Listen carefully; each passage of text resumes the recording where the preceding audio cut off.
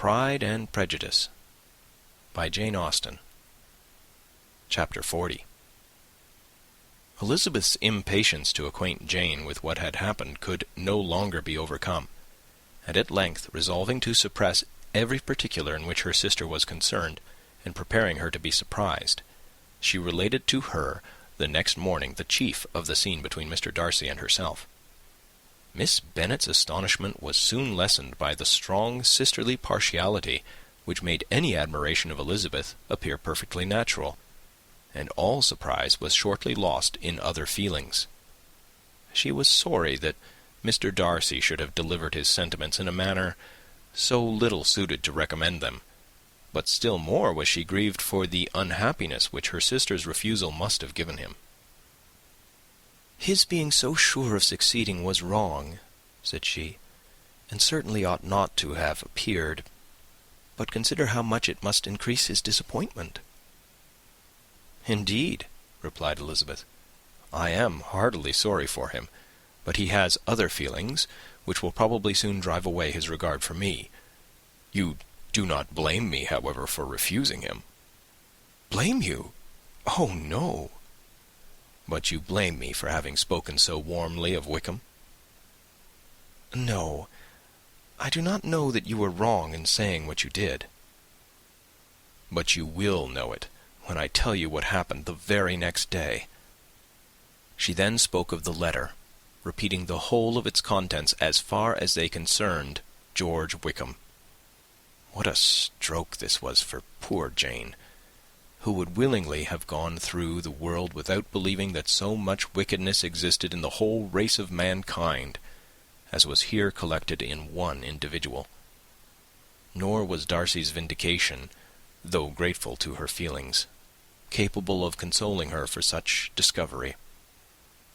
Most earnestly did she labour to prove the probability of error, and seek to clear the one without involving the other. "This will not do," said Elizabeth. "You never will be able to make both of them good for anything. Take your choice, but you must be satisfied with only one. There is but such a quantity of merit between them, just enough to make one good sort of man, and of late it has been shifting about pretty much. For my part, I am inclined to believe it all Darcy's, but you shall do as you choose." It was some time, however, before a smile could be extorted from Jane. "I do not know when I have been more shocked," said she. "Wickham, so very bad! It is almost past belief. And poor Mr. Darcy! Dear Lizzie, only consider what he must have suffered. Such a disappointment, and with the knowledge of your ill opinion, too. And having to relate such a thing of his sister, it is really too distressing. I am sure you must feel it so." "Oh, no, my regret and compassion are all done away by seeing you so full of both. I know you will do him such ample justice that I am growing every moment more unconcerned and indifferent. Your profusion makes me saving, and if you lament over him much longer, my heart will be as light as a feather." "Poor Wickham! There is such an expression of goodness in his countenance, such an openness and gentleness in his manner." There certainly was some great mismanagement in the education of those two young men. One has got all the goodness, and the other all the appearance of it. "I never thought Mr. Darcy so deficient in the appearance of it as you used to do." "And yet I meant to be uncommonly clever in taking so decided a dislike to him, without any reason. It is such a spur to one's genius, such an opening for wit, to have a dislike of that kind. One may be continually abusive without saying anything just, but one cannot always be laughing at a man without now and then stumbling on something witty." "Lizzie, when you first read that letter, I am sure you could not treat the matter as you do now." "Indeed, I could not. I was uncomfortable enough, I may say unhappy, and with no one to speak to about what I felt. No Jane to comfort me and say that I had not been so very weak and vain and nonsensical as I knew I had. Oh, how I wanted you! How unfortunate that you should have used such very strong expressions in speaking of Wickham to Mr. Darcy, for now they do appear wholly undeserved. Certainly, but the misfortune of speaking with bitterness is a most natural consequence of the prejudices I had been encouraging. There is one point on which I want your advice. I want to be told whether I ought, or ought not, to make our acquaintances in general understand Wickham's character." Miss Bennet paused a little, and then replied, "Surely there can be no occasion for exposing him so dreadfully. What is your opinion?" "That it ought not to be attempted. Mr. Darcy has not authorized me to make his communication public. On the contrary, every particular relative to his sister was meant to be kept as much as possible to myself. And if I endeavour to undeceive people as to the rest of his conduct, who will believe me? The general prejudice against Mr. Darcy is so violent that it would be the death of half the good people in Meryton to attempt to place him in an amiable light. I am not equal to it. Wickham will soon be gone, and therefore it will not signify to any one here what he really is. Some time hence it will be all found out, and we may laugh at their stupidity in not knowing it before. At present, I will say nothing about it." "You are quite right. To have his errors made public might ruin him for ever. He is now, perhaps, sorry for what he has done, and anxious to re-establish a character. We must not make him desperate." The tumult of Elizabeth's mind was allayed by this conversation. She had got rid of 2 of the secrets which had weighed on her for a fortnight, and was certain of a willing listener in Jane, whenever she might wish to talk again of either. But there was still something lurking behind, of which prudence forbade the disclosure. She dared not relate the other half of Mr. Darcy's letter, nor explain to her sister how sincerely she had been valued by her friend. Here was knowledge in which no one could partake, and she was sensible that nothing less than a perfect understanding between the parties could justify her in throwing off this last encumbrance of mystery. "And then," said she, "if that very improbable event should ever take place, I shall merely be able to tell what Bingley may tell in a much more agreeable manner himself. The liberty of communication cannot be mine till it has lost all its value." She was now, on being settled at home, at leisure to observe the real state of her sister's spirits. Jane was not happy. She still cherished a very tender affection for Bingley. Having never even fancied herself in love before, her regard had all the warmth of first attachment, and, from her age and disposition, greater steadiness than most first attachments often boast. And so fervently did she value his remembrance, and prefer him to every other man, that all her good sense, and all her attention to the feelings of her friends, were requisite to check the indulgence of those regrets which must have been injurious to her own health and their tranquillity. "Well, Lizzy," said Mrs. Bennet one day, "what is your opinion now of this sad business of Jane's? For my part, I am determined never to speak of it again to anybody. I told my sister Phillips so the other day. But I cannot find out that Jane saw anything of him in London. Well, he is a very undeserving young man, and I do not suppose there's the least chance in the world of her ever getting him now. There is no talk of his coming to Netherfield again in the summer, and I have inquired of everybody, too, who is likely to know." "I do not believe he will ever live at Netherfield any more." "Oh, well, it is just as he chooses. Nobody wants him to come, though I shall always say He used my daughter extremely ill, and if I was her, I would not have put up with it. Well, my comfort is, I am sure Jane will die of a broken heart, and then he will be sorry for what he has done." But as Elizabeth could not receive comfort from any such expectation, she made no answer. "Well, Lizzie," continued her mother soon afterwards, "and so the Collinses live very comfortably, do they? Well, well, I only hope it will last. And what sort of table do they keep? Charlotte is an excellent manager, I dare say. If she is half as sharp as her mother, she is saving enough. There is nothing extravagant in their house, I dare say." "No, nothing at all." "A great deal of good management, depend upon it. Yes, yes. They will take care not to outrun their income. They will never be distressed for money. Well, much good may it do them. And so I suppose they often talk of having Longbourn when your father is dead. They look upon it quite as their own, I dare say, whenever that happens." It was a subject which they could not mention before me.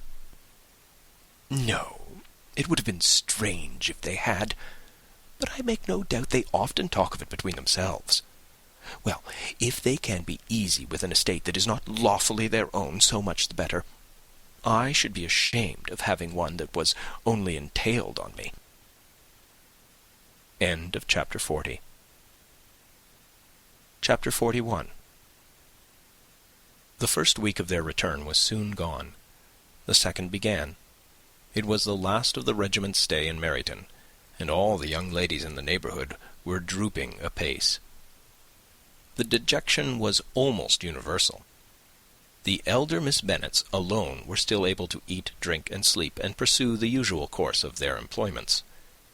Very frequently were they reproached for this insensibility by Kitty and Lydia, whose own misery was extreme, and who could not comprehend such hard-heartedness in any of the family.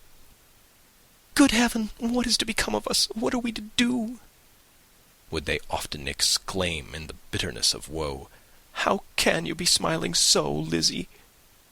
Their affectionate mother shared all their grief. She remembered what she had herself endured on a similar occasion 25 years ago. "I am sure," said she, "I cried for 2 days together when Colonel Miller's regiment went away.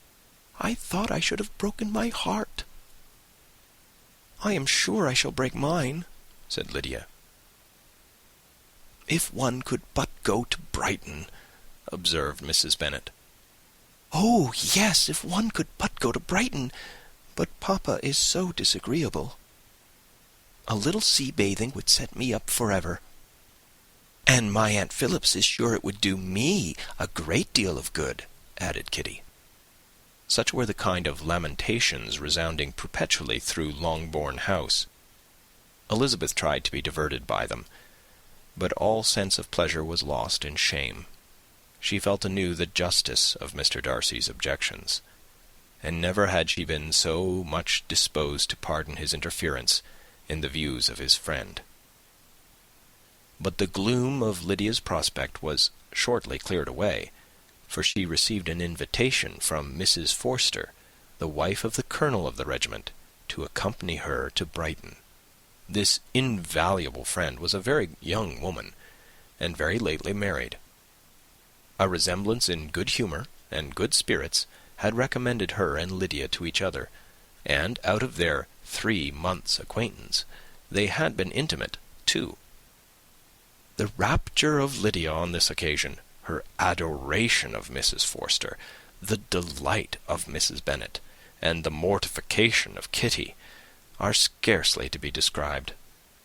Wholly inattentive to her sister's feelings, Lydia flew about the house in restless ecstasy, calling for everyone's congratulations, and laughing and talking with more violence than ever, whilst the luckless Kitty continued in the parlour, repined at her fate in terms as unreasonable as her accent was peevish. "I cannot see why Mrs. Forster should not ask me as well as Lydia," said she. though I am not her particular friend. I have just as much right to be asked as she has, and more too, for I am 2 years older." In vain did Elizabeth attempt to make her reasonable, and Jane to make her resigned.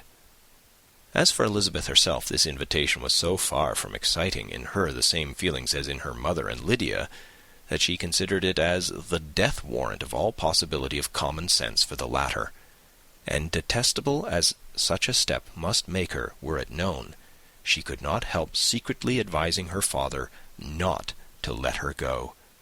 She represented to him all the improprieties of Lydia's general behaviour, the little advantage she could derive from the friendship of such a woman as Mrs. Forster, and the probability of her being yet more imprudent with such a companion at Brighton, where the temptations must be greater than at home. He heard her attentively, and then said, "Lydia will never be easy until she has exposed herself in some public place or other, and we can never expect her to do it with so little expense or inconvenience to her family as under the present circumstances." "If you were aware," said Elizabeth, "of the very great disadvantage to us all which must arise from the public notice of Lydia's unguarded and imprudent manner, nay, which has already arisen from it, I am sure you would judge differently in the affair." "Already arisen?" repeated Mr. Bennet. "What, has she frightened away some of your lovers? Poor little Lizzie! But do not be cast down. Such squeamish youths as cannot bear to be connected with a little absurdity are not worth a regret. Come, let me see the list of pitiful fellows who have been kept aloof by Lydia's folly." "Indeed, you are mistaken. I have no such injuries to resent. It is not of particular, but of general evils which I am now complaining. Our importance, our respectability in the world must be affected by the wild volatility, the assurance and disdain of all restraint which mark Lydia's character. Excuse me, for I must speak plainly. If you, my dear father, will not take the trouble of checking her exuberant spirits, and of teaching her that her present pursuits are not to be the business of her life, she will soon be beyond the reach of amendment. Her character will be fixed, and she will at 16 be the most determined flirt that ever made herself or her family ridiculous. A flirt, too, in the worst and meanest degree of flirtation, without any attraction beyond youth and a tolerable person, and, from the ignorance and emptiness of her mind, wholly unable to ward off any portion of that universal contempt which her rage for admiration will excite. In this danger Kitty also is comprehended. She will follow wherever Lydia leads. Vain, ignorant, idle, and absolutely uncontrolled. Oh, my dear father, can you suppose it possible that they will not be censured and despised wherever they are known, and that their sisters will not be often involved in the disgrace?" Mr. Bennet saw that her whole heart was in the subject, and affectionately taking her hand, said in reply, "Do not make yourself uneasy, my love. Wherever you and Jane are known, you must be respected and valued, and you will not appear to less advantage for having a couple of, or I may say 3, very silly sisters.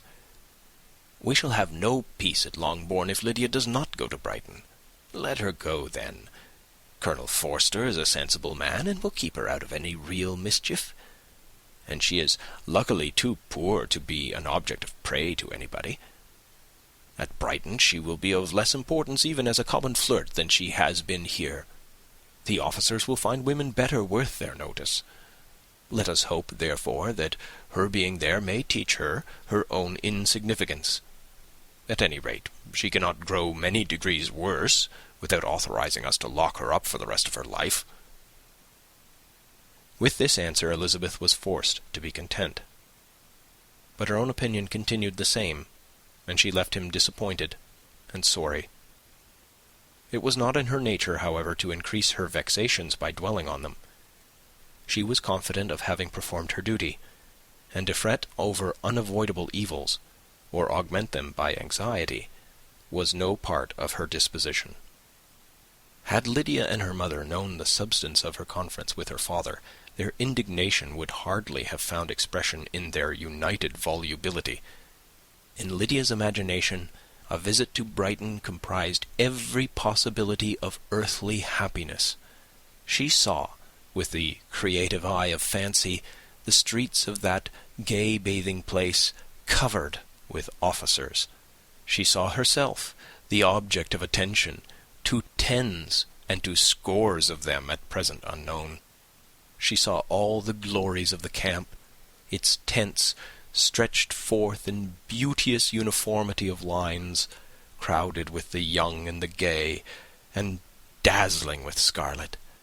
And to complete the view, she saw herself seated beneath a tent, tenderly flirting with at least 6 officers at once.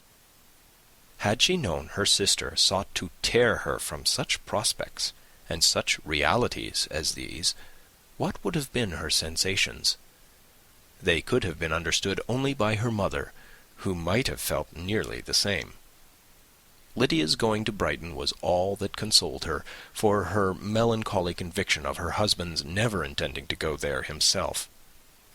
But they were entirely ignorant of what had passed, and their raptures continued, with little intermission, to the very day of Lydia's leaving home. Elizabeth was now to see Mr. Wickham for the last time. Having been frequently in company with him since her return, agitation was pretty well over.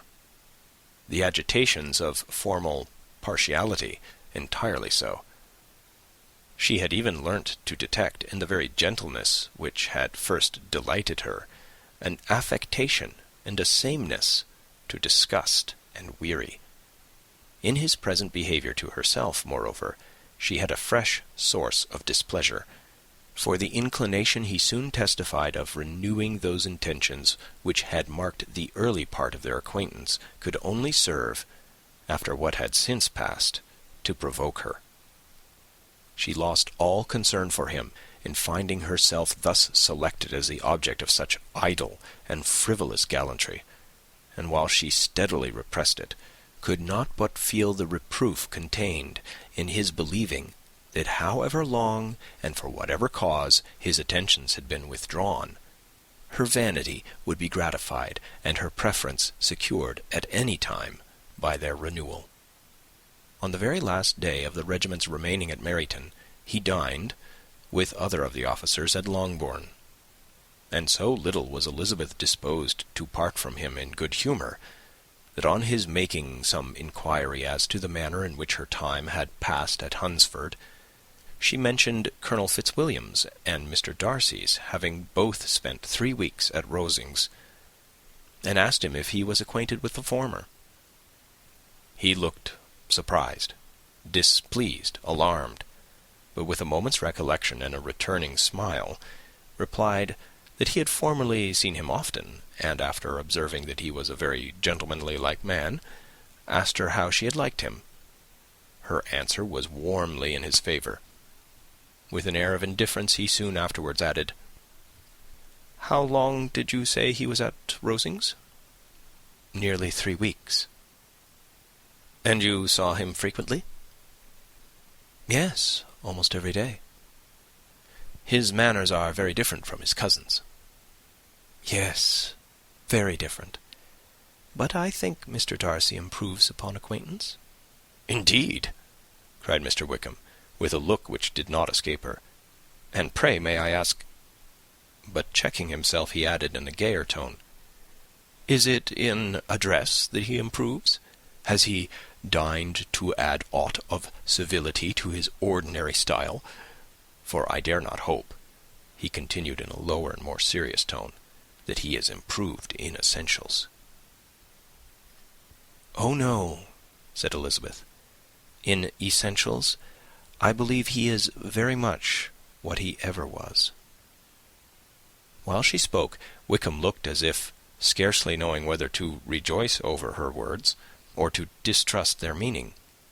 There was a something in her countenance which made him listen with an apprehensive and anxious attention, while she added, "When I said that he improved on acquaintance, I did not mean that his mind or his manners were in a state of improvement, but that, from knowing him better, his disposition was better understood.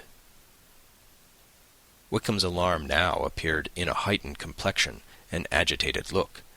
For a few minutes he was silent, till, shaking off his embarrassment, he turned to her again and said in the gentlest of accents, "You, who so well know my feeling toward Mr. Darcy, will readily comprehend how sincerely I must rejoice that he is wise enough to assume even the appearance of what is right.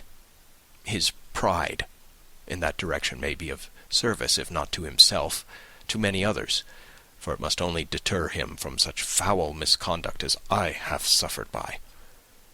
I only fear that the sort of cautiousness to which you, I imagine, have been alluding, is merely adopted on his visits to his aunt, of which good opinion and judgment he stands much in awe. His fear of her has always operated, I know, when they were together, and a good deal is to be imputed to his wish of forwarding the match with Miss de Bourgh, which I am certain he has very much at heart." Elizabeth could not repress a smile at this, but she answered only by a slight inclination of the head.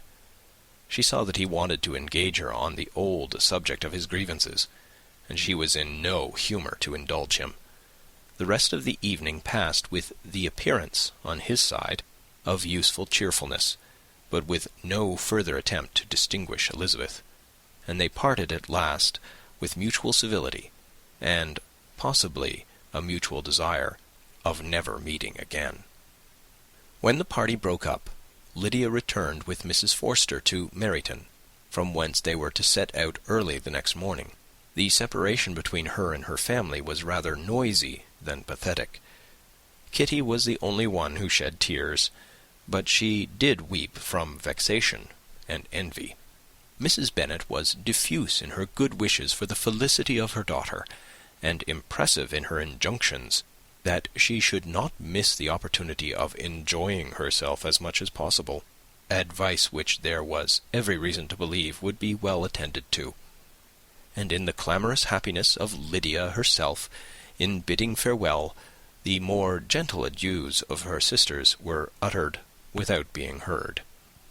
End of Chapter 41. Chapter 42. Had Elizabeth's opinion been all drawn from her own family, she could not have formed a very pleasing opinion of conjugal felicity or domestic comfort.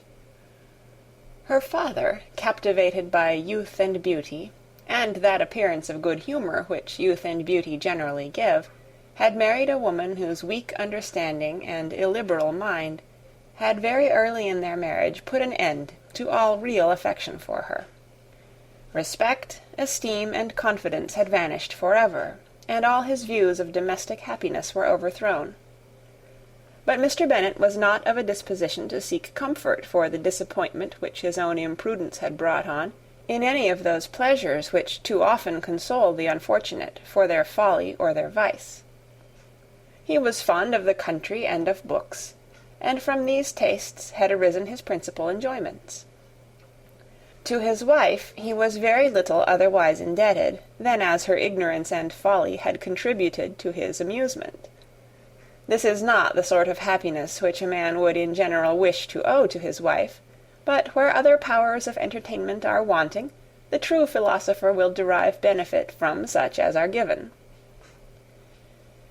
Elizabeth, however, had never been blind to the impropriety of her father's behaviour as a husband. She had always seen it with pain, but respecting his abilities and grateful for his affectionate treatment of herself, she endeavoured to forget what she could not overlook, and to banish from her thoughts that continual breach of conjugal obligation and decorum which, in exposing his wife to the contempt of her own children, was so highly reprehensible.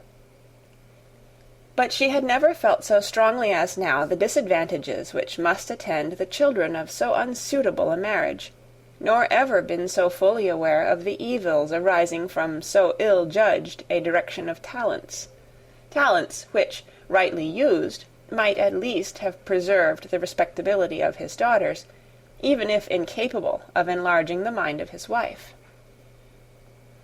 When Elizabeth had rejoiced over Wickham's departure, she found little other cause for satisfaction in the loss of the regiment. Their parties abroad were less varied than before, and at home she had a mother and sister whose constant repinings at the dullness of everything around them threw a real gloom over their domestic circle. And though Kitty might in time regain her natural degree of sense, since the disturbers of her brain were removed, her other sister, from whose disposition greater evil might be apprehended, was likely to be hardened in all her folly and assurance by a situation of such double danger as a watering-place and a camp. Upon the whole, therefore, she found, what has sometimes been found before, that an event to which she had been looking with impatient desire did not, in taking place, bring all the satisfaction she had promised herself. It was consequently necessary to name some other period for the commencement of actual felicity, to have some other point on which her wishes and hopes might be fixed, and by again enjoying the pleasure of anticipation, console herself for the present, and prepare for another disappointment. Her tour to the Lakes was now the object of her happiest thoughts. It was her best consolation for all the uncomfortable hours which the discontentedness of her mother and Kitty made inevitable. And could she have included Jane in the scheme, every part of it would have been perfect. But it is fortunate, thought she, that I have something to wish for. Were the whole arrangement complete, my disappointment would be certain. But here, by carrying with me one ceaseless source of regret in my sister's absence, I may reasonably hope to have all my expectations of pleasure realized.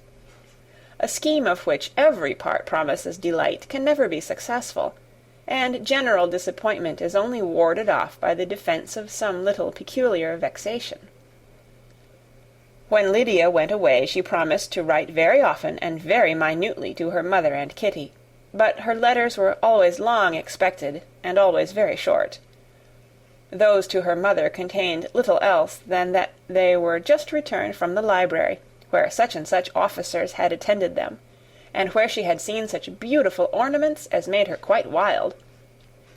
That she had a new gown or a new parasol, which she would have described more fully, but was obliged to leave off in a violent hurry, as Mrs. Forster called her, and they were going off to the camp. And from her correspondence with her sister, there was still less to be learnt, for her letters to Kitty, though rather longer, were much too full of lines under the words to be made public. After the first fortnight or 3 weeks of her absence, health, good humour, and cheerfulness began to reappear at Longbourn. Everything wore a happier aspect. The families who had been in town for the winter came back again, and summer finery and summer engagements arose.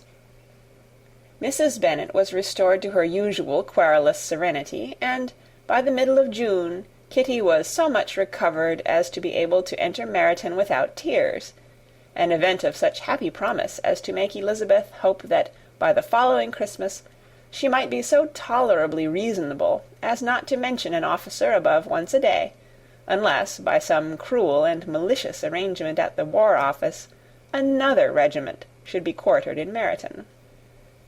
The time fixed for the beginning of their northern tour was now fast approaching, and a fortnight only was wanting of it, when a letter arrived from Mrs. Gardiner, which at once delayed its commencement and curtailed its extent.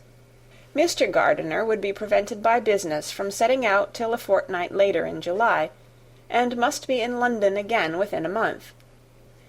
And as that left too short a period for them to go so far and see so much as they had proposed, or at least to see it with the leisure and comfort they had built on, they were obliged to give up the Lakes and substitute a more contracted tour, and, according to the present plan, were to go no farther northwards than Derbyshire. In that county there was enough to be seen to occupy the chief of their 3 weeks, and to Mrs. Gardiner it had a peculiarly strong attraction. The town where she had formerly passed some years of her life, and where they were now to spend a few days, was probably as great an object of her curiosity as all the celebrated beauties of Matlock, Chatsworth, Dovedale, or the Peak. Elizabeth was excessively disappointed. She had set her heart on seeing the Lakes, and still thought there might have been time enough. But it was her business to be satisfied, and certainly her temper to be happy, and all was soon right again. With the mention of Derbyshire there were many ideas connected. It was impossible for her to see the word without thinking of Pemberley and its owner. "But surely," said she, "I may enter his county without impunity, and rob it of a few petrified spars, without his perceiving me." The period of expectation was now doubled. 4 weeks were to pass away before her uncle and aunt's arrival. But they did pass away, and Mr. and Mrs. Gardiner, with their 4 children, did at length appear at Longbourn. The children, 2 girls of 6 and 8 years old, and 2 younger boys, were to be left under the particular care of their cousin Jane, who was the general favourite, and whose steady sense and sweetness of temper exactly adapted her for attending to them in every way, teaching them, playing with them, and loving them. The Gardiners stayed only 1 night at Longbourn, and set off the next morning with Elizabeth in pursuit of novelty and amusement.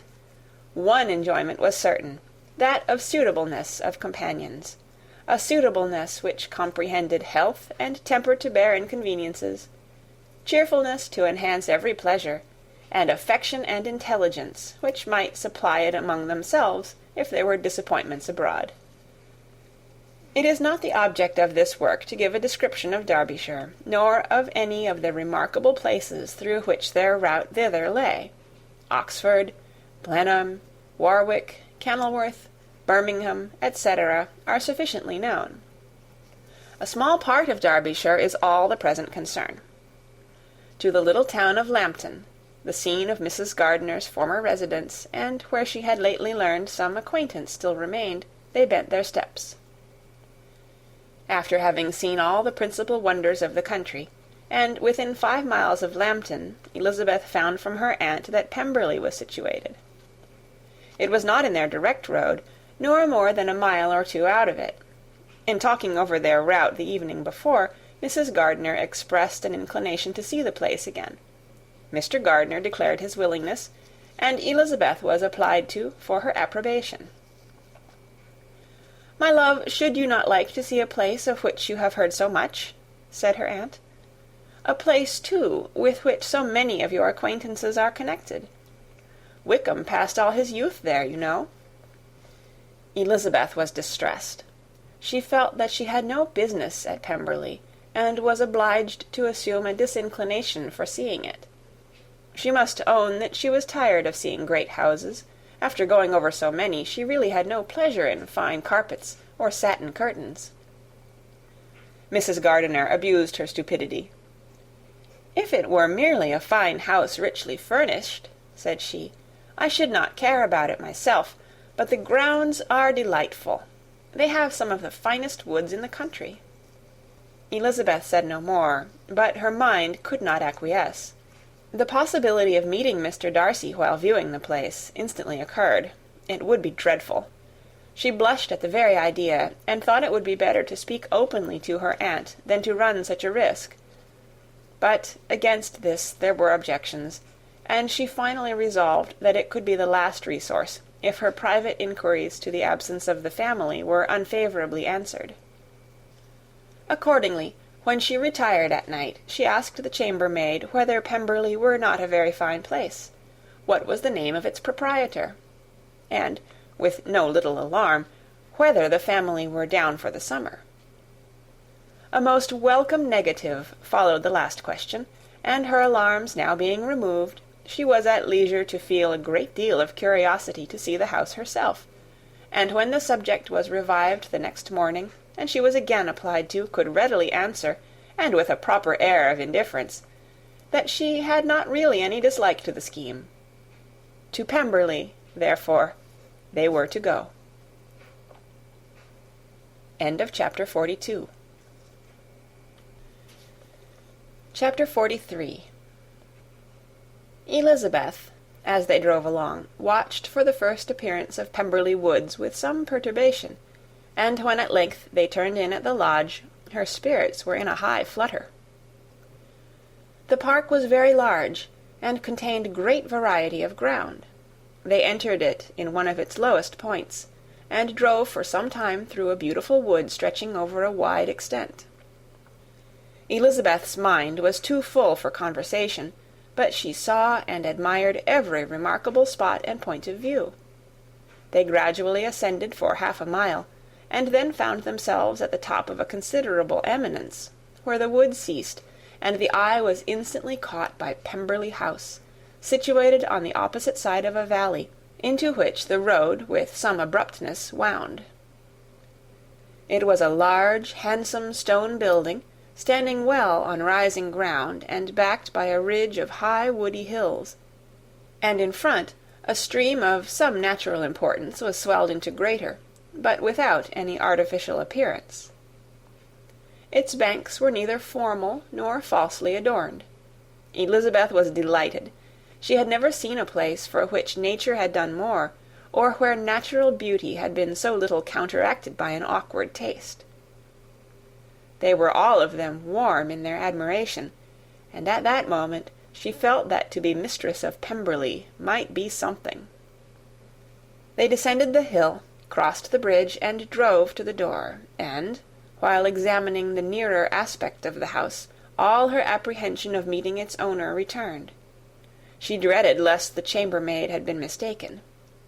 On applying to see the place, they were admitted into the hall, and Elizabeth, as they waited for the housekeeper, had leisure to wonder at her being where she was.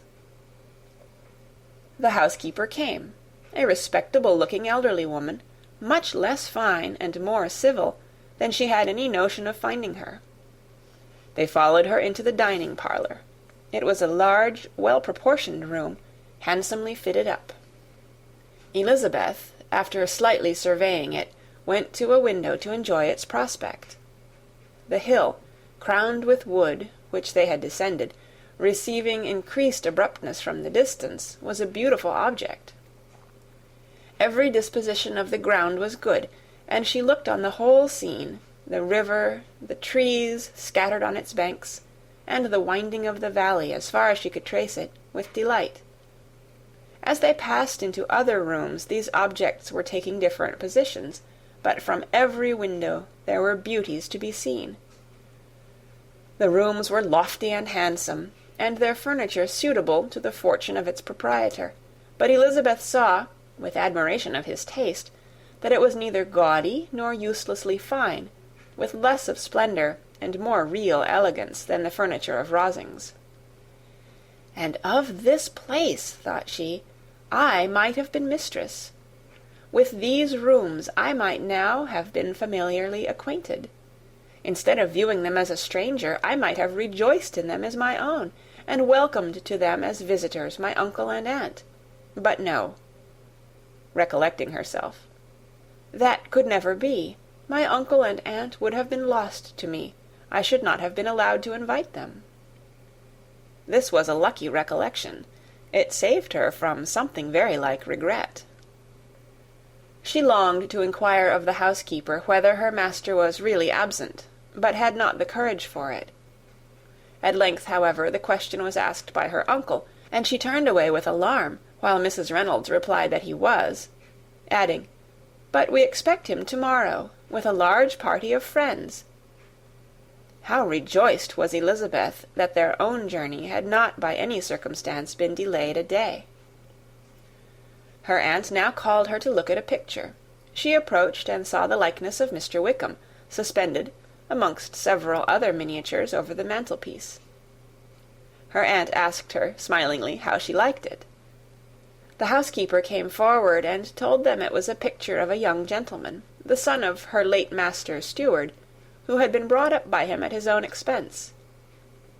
"He is now gone into the army," she added, "but I am afraid he has turned out very wild." Mrs. Gardiner looked at her niece with a smile, but Elizabeth could not return it. "And that," said Mrs. Reynolds, pointing to another of the miniatures, "is my master, and very like him. It was drawn at the same time as the other, about 8 years ago." "I have heard much of your master's fine person," said Mrs. Gardiner, looking at the picture. "It is a handsome face, but, Lizzie, you can tell us whether it is like or not." Mrs. Reynolds' respect for Elizabeth seemed to increase on this intimation of her knowing her master. "Does that young lady know Mr. Darcy?" Elizabeth coloured and said, "A little." "And do you not think him a very handsome gentleman, ma'am?" "Yes, very handsome." "I am sure I know none so handsome, but in the gallery upstairs you will see a finer, larger picture of him than this. This room was my late master's favourite room, and these miniatures are just as they used to be then. He was very fond of them." This accounted to Elizabeth for Mr. Wickham's being among them. Mrs. Reynolds then directed their attention to one of Miss Darcy, drawn when she was only 8 years old. "And is Miss Darcy as handsome as her brother?" said Mrs. Gardiner. "Oh, yes, the handsomest young lady that ever was seen, and so accomplished. She plays and sings all day long.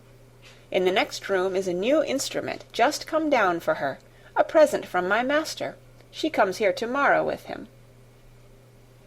Mr. Gardiner, whose manners were very easy and pleasant, encouraged her communicativeness by his questions and remarks. Mrs. Reynolds, either by pride or attachment, had evidently great pleasure in talking of her master and his sister. "Is your master much at Pemberley in the course of the year?" "Not so much as I could wish, sir, but I dare say he may spend half his time here, and Miss Darcy is always down for the summer months." "Except," thought Elizabeth, "when she goes to Ramsgate."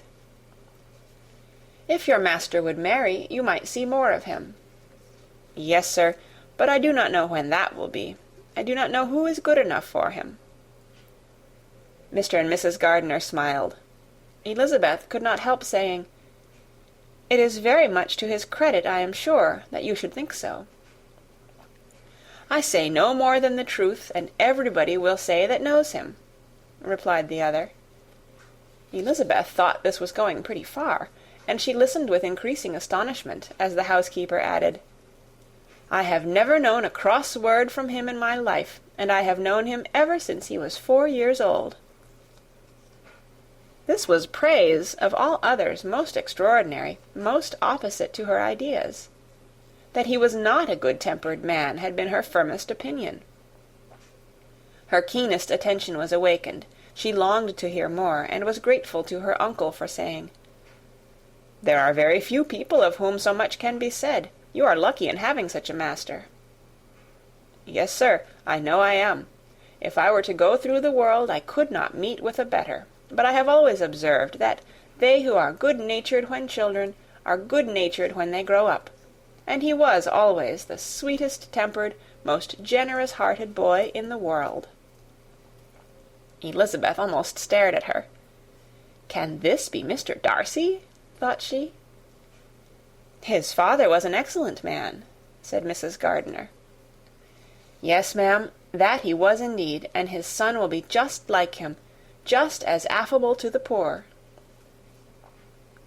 Elizabeth listened, wondered, doubted, and was impatient for more. Mrs. Reynolds could interest her on no other point. She related the subjects of the pictures, the dimensions of the rooms, and the price of the furniture in vain. Mr. Gardiner, highly amused by the kind of family prejudice to which he attributed her excessive commendation of her master, soon led again to the subject, and she dwelt with energy on his many merits as they proceeded together up the great staircase. "He is the best landlord and the best master," said she, "that ever lived, not like the wild young men nowadays who think of nothing but themselves. There is not one of his tenants or servants but will give him a good name. Some people call him proud, but I am sure I never saw anything of it. To my fancy, it is only because he does not rattle away like other young men."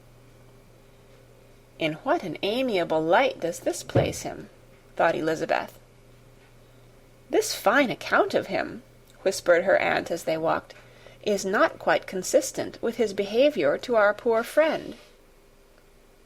Perhaps we might be deceived." "That is not very likely. Our authority was too good."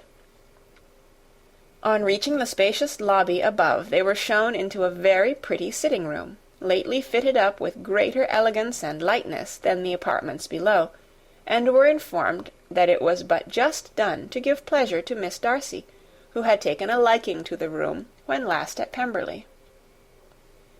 "He is certainly a good brother," said Elizabeth, as she walked towards one of the windows. Mrs. Reynolds anticipated Miss Darcy's delight when she should enter the room. "And this is always the way with him," she added. "Whatever can give his sister any pleasure is sure to be done in a moment. There is nothing he would not do for her." The picture gallery and 2 or 3 of the principal bedrooms were all that remained to be shown. In the former were many good paintings, but Elizabeth knew nothing of the art, and from such as had been already visible below, she had willingly turned to look at some drawings of Miss Darcy's, in crayons, whose subjects were usually more interesting, and also more intelligible.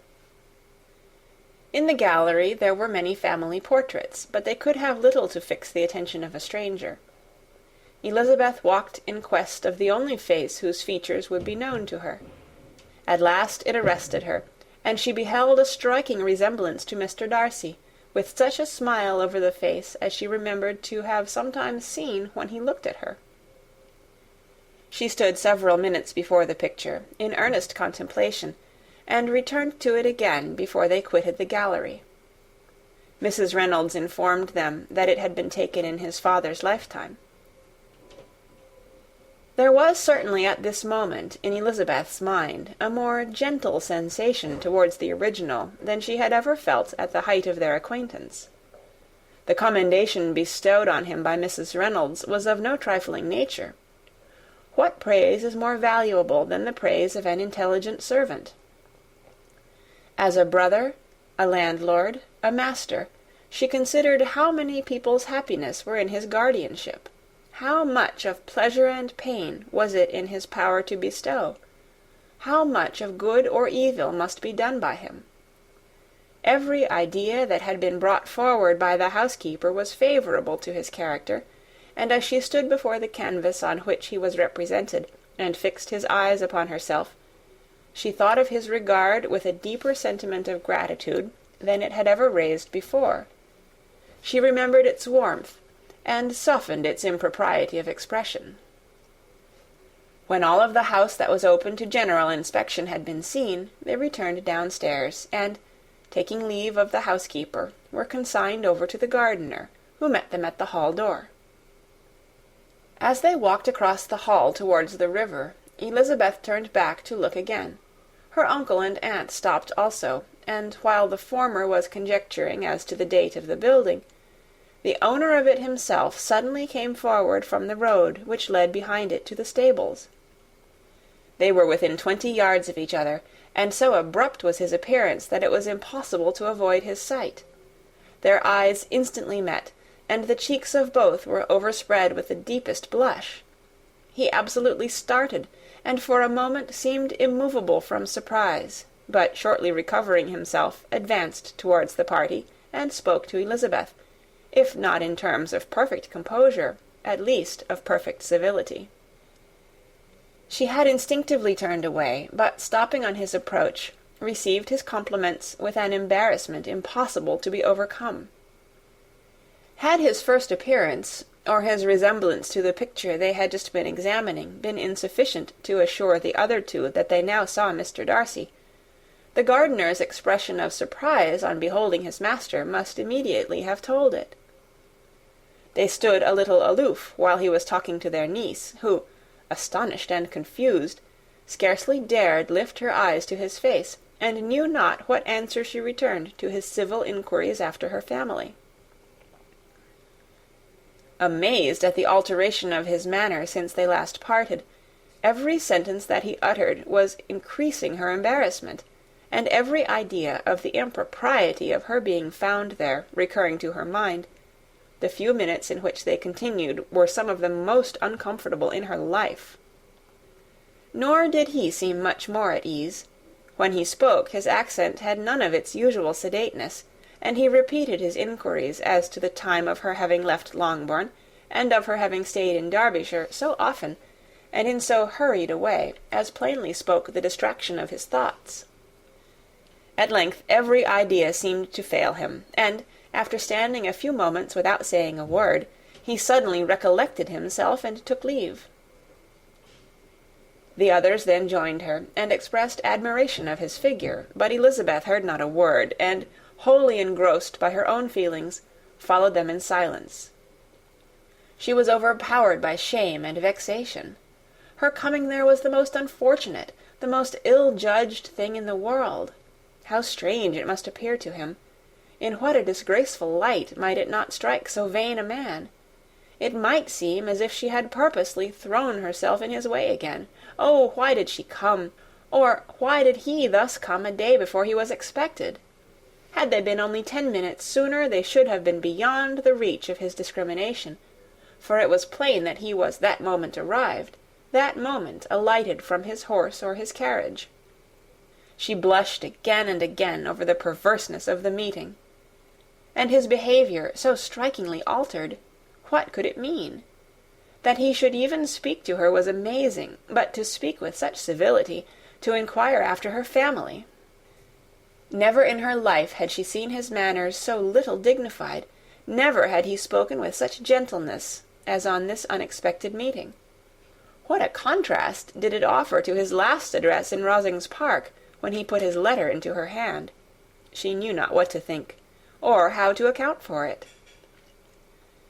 They had now entered a beautiful walk by the side of the water, and every step was bringing forward a nobler fall of ground, or a finer reach of the woods to which they were approaching. But it was some time before Elizabeth was sensible of any of it, and, though she answered mechanically to the repeated appeals of her uncle and aunt, and seemed to direct her eyes to such objects as they pointed out, she distinguished no part of the scene. Her thoughts were all fixed on that one spot of Pemberley House, whichever it might be, where Mr. Darcy then was. She longed to know what at the moment was passing in his mind, in what manner he thought of her, and whether, in defiance of everything, she was still dear to him. Perhaps he had been civil only because he felt himself at ease. Yet there had been that in his voice which was not like ease. Whether he had felt more of pain or of pleasure in seeing her, she could not tell, but he certainly had not seen her with composure. At length, however, the remarks of her companions on her absence of mind aroused her, and she felt the necessity of appearing more like herself. They entered the woods, and, bidding adieu to the river for a while, ascended some of the higher grounds, when, in spots where the opening of the trees gave the eye power to wander, were many charming views of the valley, the opposite hills, with the long range of woods overspreading many, and occasionally part of the stream. Mr. Gardiner expressed a wish of going round the whole park, but feared it might be beyond a walk. With a triumphant smile they were told that it was 10 miles round. It settled the matter, and they pursued the accustomed circuit, which brought them again, after some time, in a descent among hanging woods to the edge of the water, and one of its narrowest parts. They crossed it by a simple bridge, in character with the general air of the scene. It was a spot less adorned than any they had yet visited, and the valley, here contracted into a glen, allowed room only for the stream, and a narrow walk amidst the rough coppice-wood which bordered it. Elizabeth longed to explore its windings, but when they had crossed the bridge, and perceived their distance from the house, Mrs. Gardiner, who was not a great walker, could go no farther, and thought only of returning to the carriage as quickly as possible. Her niece was, therefore, obliged to submit, and they took their way towards the house on the opposite side of the river, in the nearest direction, but their progress was slow, for Mr. Gardiner, though seldom able to indulge the taste, was very fond of fishing, and was so much engaged in watching the occasional appearance of some trout in the water, and talking to the man about them, that he advanced but little. Whilst wandering on in this slow manner, they were again surprised, and Elizabeth's astonishment was quite equal to what it had been at first, by the sight of Mr. Darcy approaching them, and at no great distance. The walk here being less sheltered than on the other side, allowed them to see him before they met. Elizabeth, however astonished, was at least more prepared for an interview than before, and resolved to appear and to speak with calmness, if he really intended to meet them. For a few moments, indeed, she felt that he would probably strike into some other path. The idea lasted while a turning in the walk concealed him from their view. The turning past, he was immediately before them. With a glance, she saw that he had lost none of his recent civility, and, to imitate his politeness, she began, as they met, to admire the beauty of the place. But she had not got beyond the words "delightful" and "charming," when some unlucky recollections obtruded, and she fancied that praise of Pemberley from her might be mischievously construed. Her colour changed, and she said no more. Mrs. Gardiner was standing a little behind, and on her pausing, he asked her if she would do him the honour of introducing him to her friends. This was a stroke of civility for which she was quite unprepared, and she could hardly suppress a smile at his being now seeking the acquaintance of some of those very people against whom his pride had revolted in his offer to herself. What will be his surprise, thought she, when he knows who they are? He takes them now for people of fashion. The introduction, however, was immediately made, and as she named their relationship to herself, she stole a sly look at him to see how he bore it, and was not without the expectation of his decamping as fast as he could from such disgraceful companions. That he was surprised by the connection was evident. He sustained it, however, with fortitude, and so far from going away, turned back with them, and entered into conversation with Mr. Gardiner. Elizabeth could not but be pleased, could not but triumph. It was consoling that he should know she had some relations for whom there was no need to blush.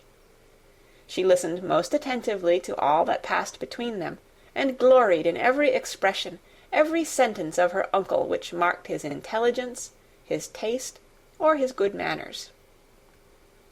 The conversation soon turned upon fishing, and she heard Mr. Darcy invite him, with the greatest civility, to fish there as often as he chose, while he continued in the neighbourhood, offering at the same time to supply him with fishing tackle, and pointing out those parts of the stream where there was usually most sport.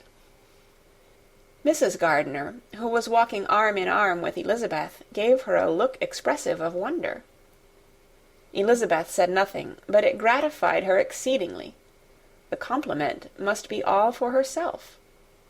Her astonishment, however, was extreme, and continually was she repeating, "Why is he so altered? From what can it proceed? It cannot be for me. It cannot be for my sake that his manners are thus softened. My reproofs at Hunsford could not work such a change as this. It is impossible that he should still love me." After walking some time in this way, the two ladies in front, the two gentlemen behind, on resuming their places, after descending to the brink of the river for the better inspection of some curious water-plant, there chanced to be a little alteration. It originated in Mrs. Gardiner, who, fatigued by the exercise of the morning, found Elizabeth's arm inadequate to her support, and consequently preferred her husband's. Mr. Darcy took her place by her niece, and they walked on together. After a short silence, the lady first spoke. She wished him to know that she had been assured of his absence before she came to the place, and accordingly began by observing that his arrival had been very unexpected. "For your housekeeper," she added, "informed us that you would certainly not be here till to-morrow, and, indeed, before we left Bakewell, we understood that you were not immediately expected in the country."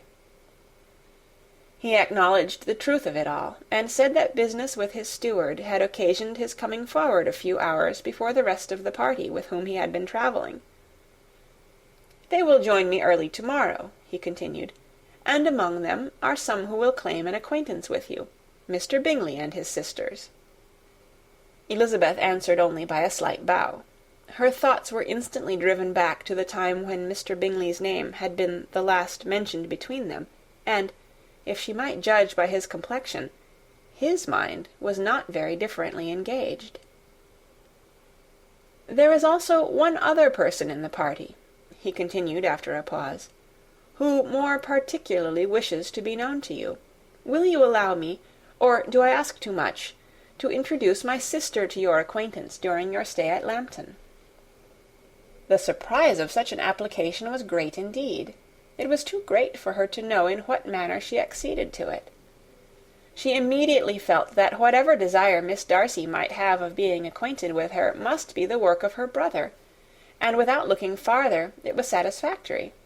It was gratifying to know that his resentment had not made him think really ill of her. They now walked on in silence, each of them deep in thought. Elizabeth was not comfortable. That was impossible, but she was flattered and pleased. His wish of introducing his sister to her was a compliment of the highest kind. They soon outstripped the others, and when they had reached the carriage, Mr. and Mrs. Gardiner were 1/2 of a mile behind. He then asked her to walk into the house, but she declared herself not tired, and they stood together on the lawn. At such a time much might have been said, and silence was very awkward. She wanted to talk, but there seemed to be an embargo on every subject. At last she recollected that she had been travelling, and they talked of Matlock and Dovedale with great perseverance. Yet time and her aunt moved slowly, and her patience and her ideas were nearly worn out before the tete-a-tete was over. On Mr. and Mrs. Gardiner's coming up, they were all pressed to go into the house and take some refreshment, but this was declined, and they parted on each side with utmost politeness. Mr. Darcy handed the ladies into the carriage, and when it drove off, Elizabeth saw him walking slowly towards the house. The observations of her uncle and aunt now began, and each of them pronounced him to be infinitely superior to anything they had expected. "He is perfectly well behaved, polite, and unassuming," said her uncle. "There is something a little stately in him, to be sure," replied her aunt, "but it is confined to his air, and is not unbecoming. I can now say with the housekeeper that, though some people may call him proud, I have seen nothing of it. I was never more surprised than by his behaviour to us. It was more than civil, it was really attentive, and there was no necessity for such attention. His acquaintance with Elizabeth was very trifling." "To be sure, Lizzie," said her aunt, "he is not so handsome as Wickham, or rather, he has not Wickham's countenance, for his features are perfectly good. But how came you to tell me that he was so disagreeable?" Elizabeth excused herself as well as she could, said that she had liked him better when they had met in Kent than before, and that she had never seen him so pleasant as this morning. "But perhaps he may be a little whimsical in his civilities," replied her uncle. "Your great men often are, and therefore I shall not take him at his word, as he might change his mind another day and warn me off his grounds." Elizabeth felt that they had entirely misunderstood his character, but said nothing. "From what we have seen of him," continued Mrs. Gardiner, "I really should not have thought that he could have behaved in so cruel a way by anybody as he has done by poor Wickham. He has not an ill-natured look. On the contrary, there is something pleasing about his mouth when he speaks. And there is something of dignity in his countenance that would not give one an unfavourable idea of his heart. But, to be sure, the good lady who showed us his house did give him a most flaming character. I could hardly help laughing aloud sometimes. But he is a liberal master, I suppose, and that, in the eye of a servant, comprehends every virtue."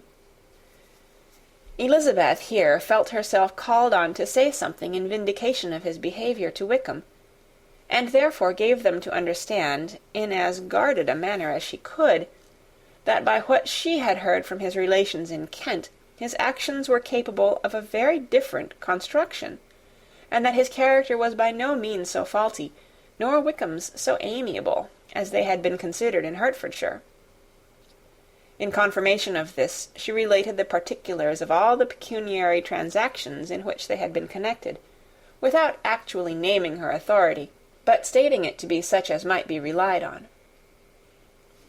Mrs. Gardiner was surprised and concerned, But as they were now approaching the scene of her former pleasures, every idea gave way to the charm of recollection, and she was too much engaged in pointing out to her husband all the interesting spots in its environs to think of anything else. Fatigued as she had been by the morning's walk, they had no sooner dined than she set off again in quest of her former acquaintance, and the evening was spent in the satisfactions of an intercourse renewed after many years' discontinuance. The occurrences of the day were too full of interest to leave Elizabeth much attention for any of these new friends, and she could do nothing but think, and think with wonder, of Mr. Darcy's civility, and, above all, of his wishing her to be acquainted with his sister. End of chapter 43. Chapter 44. Elizabeth had settled it that Mr. Darcy would bring his sister to visit her the very day after her reaching Pemberley, and was consequently resolved not to be out of sight of the inn the whole of that morning. But her conclusion was false, for on the very morning after their arrival at Lambton, these visitors came. They had been walking about the place with some of their new friends, and were just returning to the inn to dress themselves for dining with the same family, when the sound of a carriage drew them to a window, and they saw a gentleman and a lady in a curricle driving up the street. Elizabeth, immediately recognizing the livery, guessed what it meant, and imparted no small degree of her surprise to her relations by acquainting them with the honour which she expected. Her uncle and aunt were all amazement, and the embarrassment of her manner as she spoke, joined to the circumstance itself, and many of the circumstances of the preceding day, opened to them a new idea on the business. Nothing had ever suggested it before, but they felt that there was no other way of accounting for such attentions from such a quarter than by supposing a partiality for their niece. While these newly born notions were passing in their heads, the perturbation of Elizabeth's feelings was at every moment increasing. She was quite amazed at her own discomposure, but amongst other causes of disquiet, she dreaded lest the partiality of the brother should have said too much in her favour, and, more than commonly anxious to please, she naturally suspected that every power of pleasing would fail her.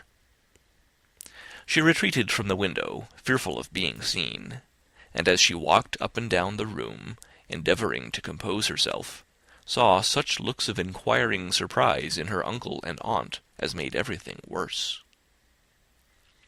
Miss Darcy and her brother appeared, and this formidable introduction took place. With astonishment did Elizabeth see that her new acquaintance was at least as much embarrassed as herself.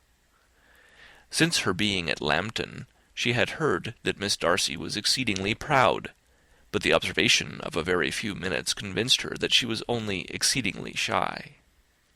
She found it difficult to obtain even a word from her beyond a monosyllable. Miss Darcy was tall, and on a larger scale than Elizabeth, and, though little more than 16, her figure was formed, and her appearance womanly and graceful.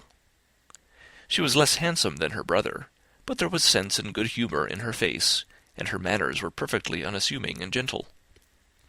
Elizabeth, who had expected to find in her as acute and unembarrassed an observer as ever Mr. Darcy had been, was much relieved by discerning such different feelings. They had not long been together before Mr. Darcy told her that Bingley was also coming to wait on her, and she had barely time to express her satisfaction and prepare for such a visitor, when Bingley's quick step was heard on the stairs, and in a moment he entered the room.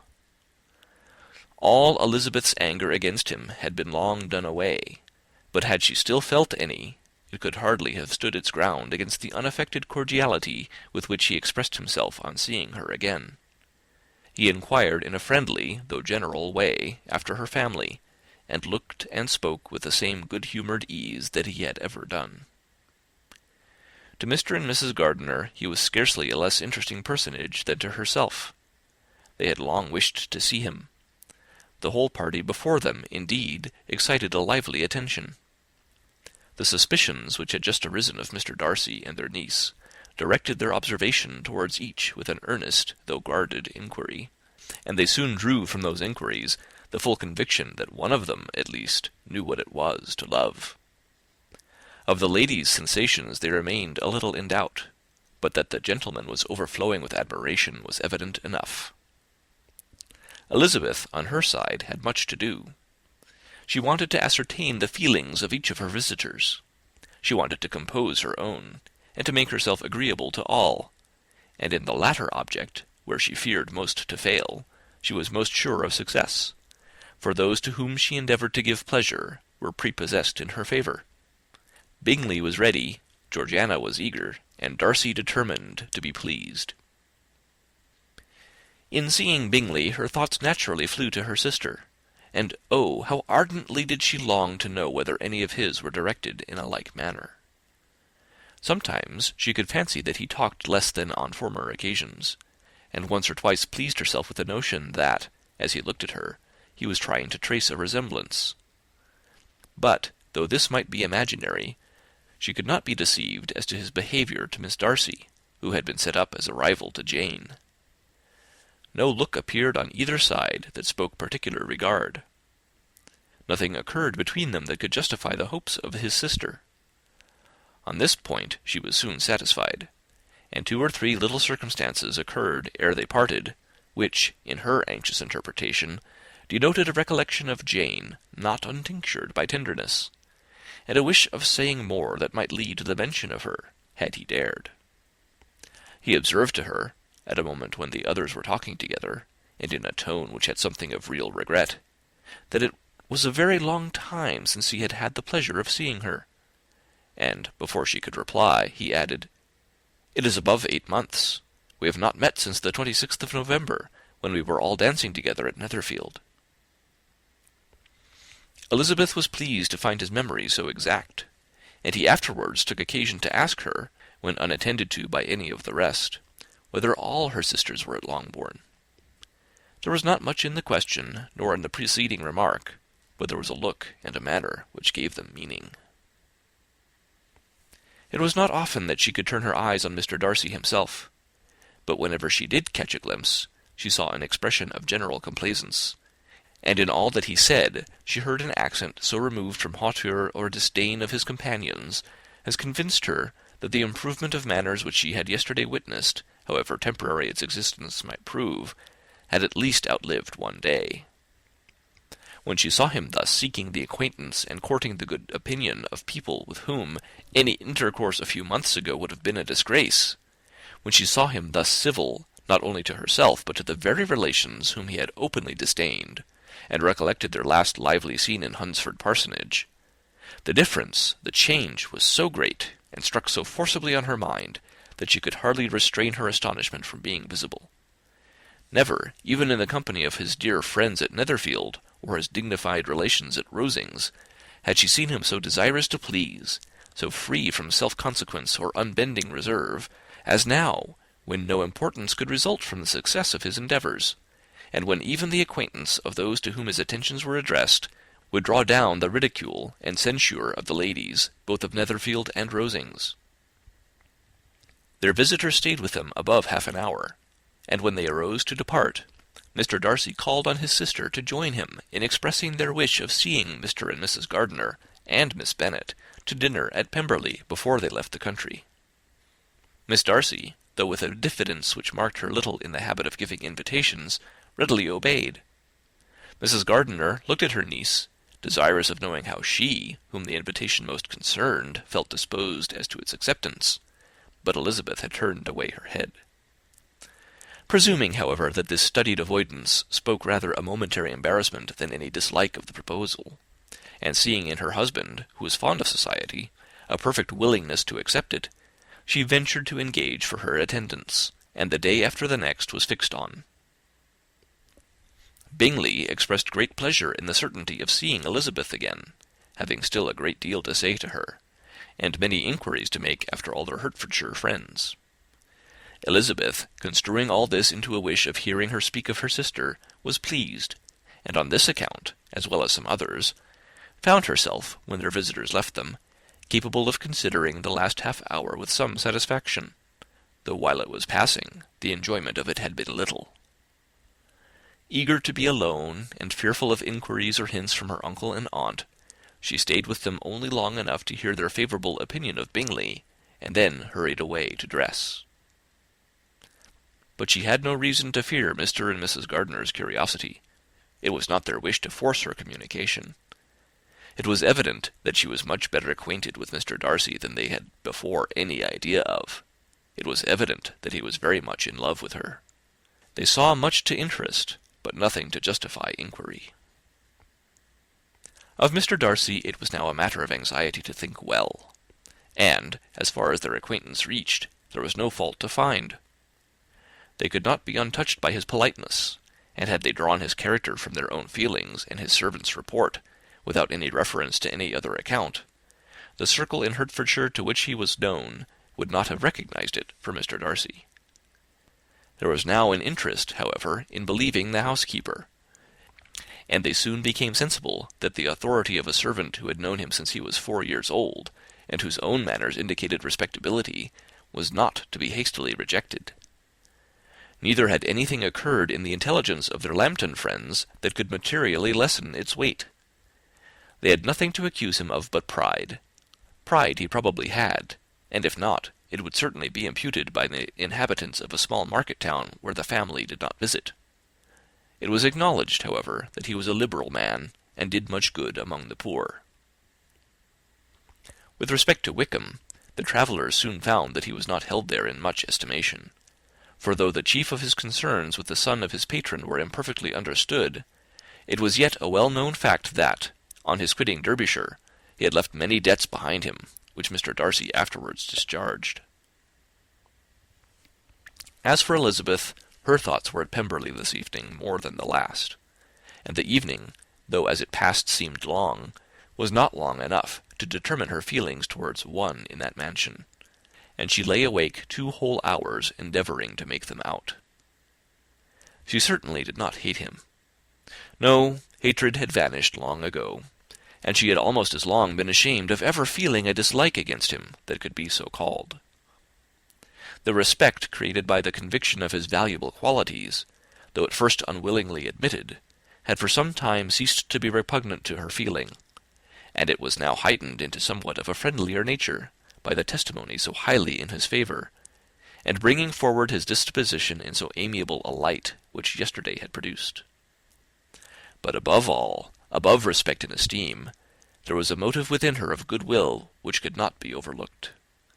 It was gratitude.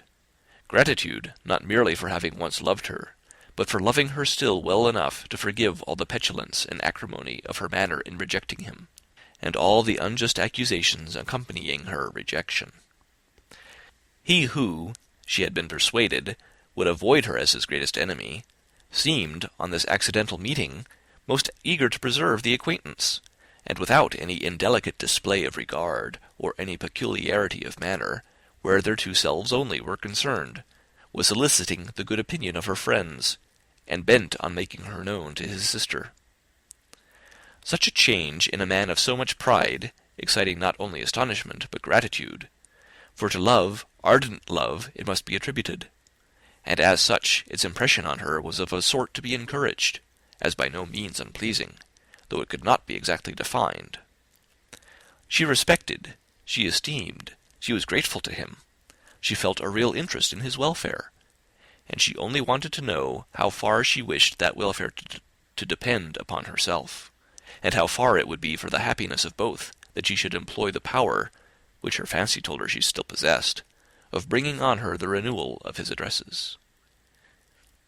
It had been settled in the evening between the aunt and the niece that such a striking civility as Miss Darcy's in coming to see them on the very day of her arrival at Pemberley, for she had reached it only to a late breakfast, ought to be imitated, though it could not be equalled, by some exertion of politeness on their side, and, consequently, that it would be highly expedient to wait on her at Pemberley the following morning. They were, therefore, to go. Elizabeth was pleased, though when she asked herself the reason, she had very little to say in reply. Mr. Gardiner left them soon after breakfast. The fishing scheme had been renewed the day before, and a positive engagement made of his meeting some of the gentlemen at Pemberley before noon. Chapter 45. Convinced, as Elizabeth now was, that Miss Bingley's dislike of her had originated in jealousy, she could not help feeling how unwelcome her appearance at Pemberley must be to her, and was curious to know with how much civility on that lady's side the acquaintance would now be renewed. On reaching the house, they were shown through the hall into the saloon, whose northern aspect rendered it delightful for summer. Its windows, opening to the ground, admitted a most refreshing view of the high woody hills behind the house, and of the beautiful oaks and Spanish chestnuts which were scattered over the intermediate lawn. In this house they were received by Miss Darcy, who was sitting there with Mrs. Hurst and Miss Bingley, and the lady with whom she lived in London. Georgiana's reception of them was very civil, but attended with all the embarrassment which, though proceeding from shyness and the fear of doing wrong, would easily give to those who felt themselves inferior the belief of her being proud and reserved. Mrs. Gardiner and her niece, however, did her justice, and pitied her. By Mrs. Hurst and Miss Bingley they were noticed only by a curtsy, and, on their being seated, a pause, awkward as such pauses must always be, succeeded for a few moments. It was first broken by Mrs. Annesley, a genteel, agreeable-looking woman, whose endeavour to introduce some kind of discourse proved her to be more truly well-bred than either of the others, and between her and Mrs. Gardiner, with occasional help from Elizabeth, the conversation was carried on.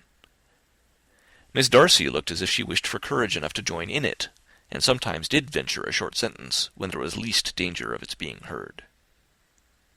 Elizabeth soon saw that she was herself closely watched by Miss Bingley, and that she could not speak a word, especially to Miss Darcy, without calling her attention. This observation would not have prevented her from trying to talk to the latter, had they not been seated at an inconvenient distance, but she was not sorry to be spared the necessity of saying much. Her own thoughts were employing her. She expected every moment that some of the gentlemen would enter the room. She feared that the master of the house might be amongst them, and whether she wished or feared it most, she could scarcely determine. After sitting in this manner a quarter of an hour without hearing Miss Bingley's voice, Elizabeth was roused by receiving from her a cold inquiry after the health of her family. She answered with equal indifference and brevity, and the others said no more. The next variation which their visit afforded was produced by the entrance of servants, with cold meat, cake, and a variety of all the finest fruits in season. But this did not take place till after many a significant look and smile from Mrs. Annesley to Miss Darcy had been given, to remind her of her post. There was now employment for the whole party, for though they could not all talk, they could all eat, and the beautiful pyramids of grapes, nectarines, and peaches soon collected them round the table. While thus engaged, Elizabeth had a fair opportunity of deciding whether she most feared or wished for the appearance of Mr. Darcy, by the feelings which prevailed on his entering the room. And then, though but a moment before she had believed her wishes to predominate, she began to regret that he came. He had been some time with Mr. Gardiner, who, with 2 or 3 other gentlemen from the house, was engaged by the river, and had left him only on learning that the ladies of the family intended a visit to Georgiana that morning. No sooner did he appear than Elizabeth wisely resolved to be perfectly easy and unembarrassed, a resolution the more necessary to be made, but perhaps not the more easily kept, because she saw that the suspicions of the whole party were awakened against them, and that there was scarcely an eye which did not watch his behaviour when he first came into the room. In no countenance was attentive curiosity so strongly marked as in Miss Bingley's, in spite of the smiles which overspread her face whenever she spoke to one of its objects, for jealousy had not yet made her desperate, and her attentions to Mr. Darcy were by no means over. Miss Darcy, on her brother's entrance, exerted herself much more to talk, and Elizabeth saw that he was anxious for his sister and herself to get acquainted, and forwarded, as much as possible, every attempt at conversation on either side. Miss Bingley saw all this likewise, and, in the imprudence of anger, took the first opportunity of saying, with sneering civility, "Pray, Miss Eliza, are not the shire militia removed from Meryton? They must be a great loss to your family." In Darcy's presence she dared not mention Wickham's name, but Elizabeth instantly comprehended that he was uppermost in her thoughts, and the various recollections connected with him gave her a moment's distress. But, exerting herself vigorously to repel the ill-natured attack, she presently answered the question in a tolerably detached tone. While she spoke, an involuntary glance showed her Darcy, with a heightened complexion, earnestly looking at her, and his sister overcome with confusion and unable to lift up her eyes. Had Miss Bingley known what pain she was then giving her beloved friend, she undoubtedly would have refrained from the hint, but she had merely intended to discompose Elizabeth by bringing forth the idea of a man to whom she believed her partial, to make her betray a sensibility which might injure her in Darcy's opinion, and, perhaps, to remind the latter of all the follies and absurdities by which some part of her family were connected with that corps. Not a syllable had ever reached her of Miss Darcy's meditated elopement. To no creature had it been revealed, where secrecy was possible, except to Elizabeth, and from all Bingley's connections her brother was particularly anxious to conceal it, from the very wish which Elizabeth had long ago attributed to him, of their becoming, hereafter, her own.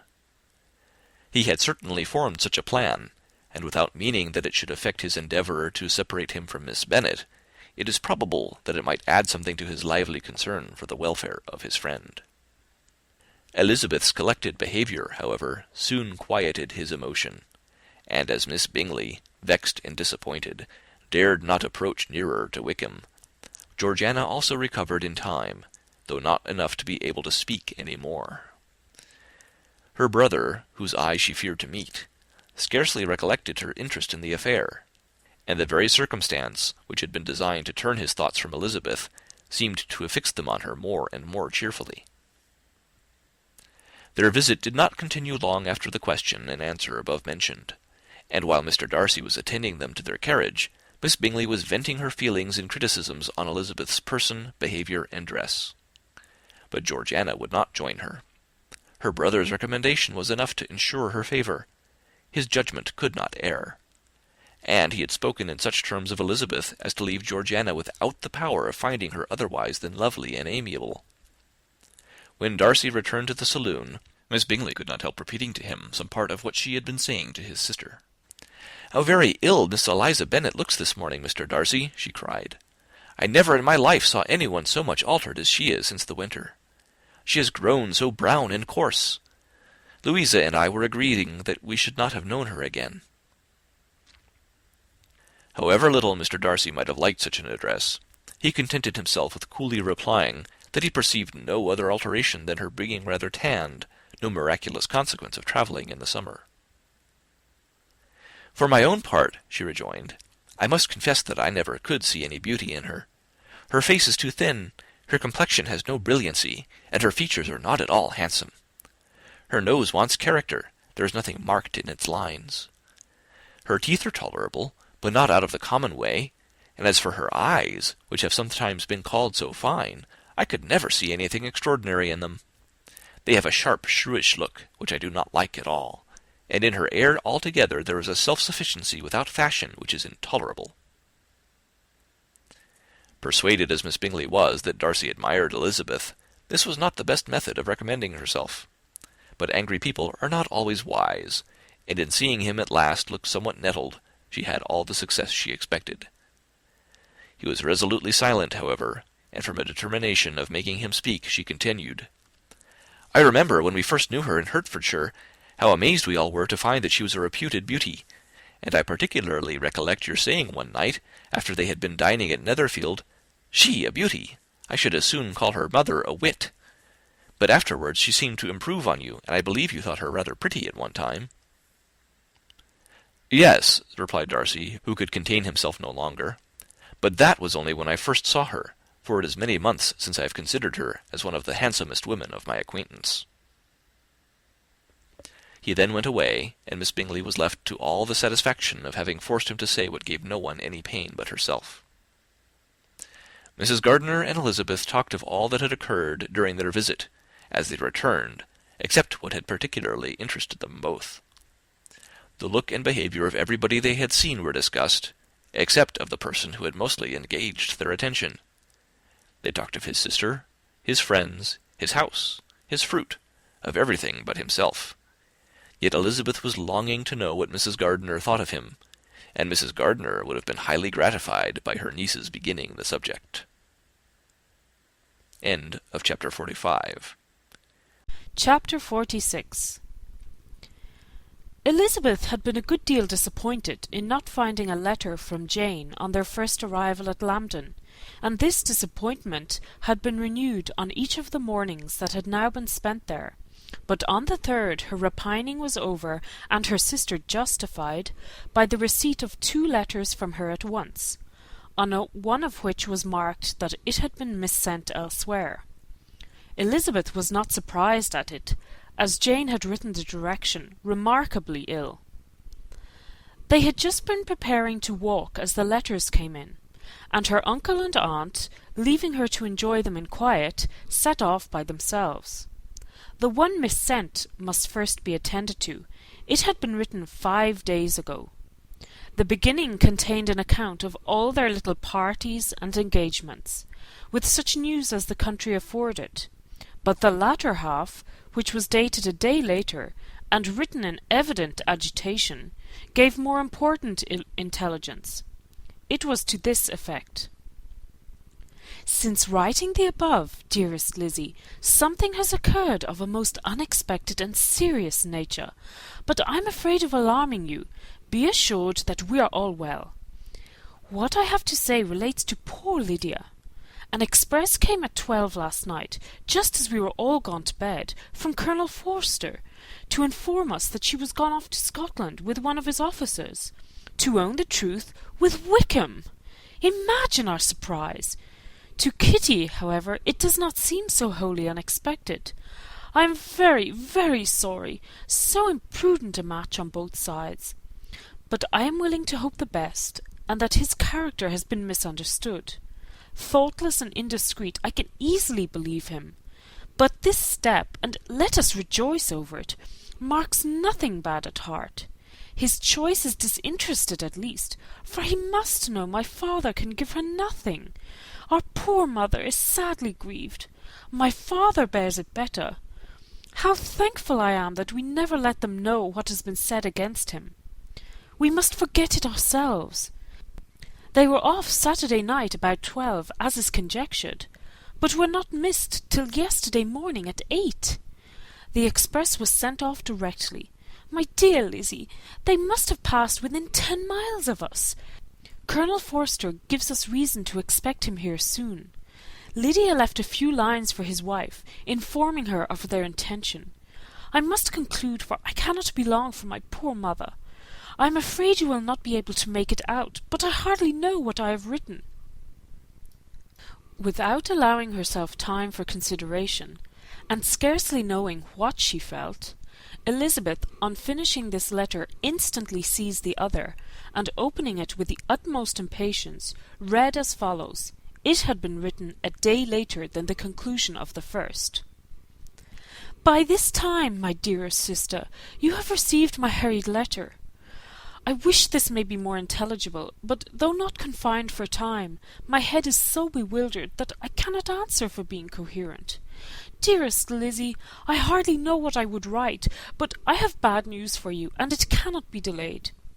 Imprudent as the marriage between Mr. Wickham and our poor Lydia would be, we are now anxious to be assured it has taken place, for there is but too much reason to fear they are not gone to Scotland. Colonel Forster came yesterday, having left Brighton the day before, not many hours after the express. Though Lydia's short letter to Mrs. F. gave them to understand that they were going to Gretna Green, something was dropped by Denny expressing his belief that W. never intended to go there, or to marry Lydia at all, which was repeated to Colonel F., who, instantly taking the alarm, set off from B., intending to trace their route. He did trace them easily to Clapham, but no further, for on entering that place they removed into a hackney coach and dismissed the chaise that brought them from Epsom. All that is known after this, that they were seen to continue the London road. I know not what to think. After making every possible inquiry on that side London, Colonel F. came on into Hertfordshire, anxiously renewing them at all the turnpikes and at the inns in Barnet and Hatfield, but without any success. No such people had been seen to pass through. With the kindest concern he came on to Longbourn, and broke his apprehensions to us in a manner most creditable to his heart. I am sincerely grieved for him and Mrs. F., but no one can throw any blame on them. Our distress, my dear Lizzie, is very great. My father and mother believe the worst, but I cannot think so ill of him.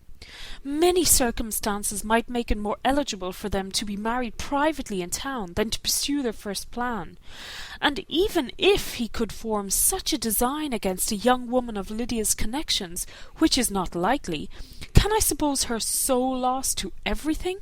Impossible! I grieve to find, however, that Colonel F. is not disposed to depend upon their marriage. He shook his head when I expressed my hopes, and said he feared W. was not a man to be trusted.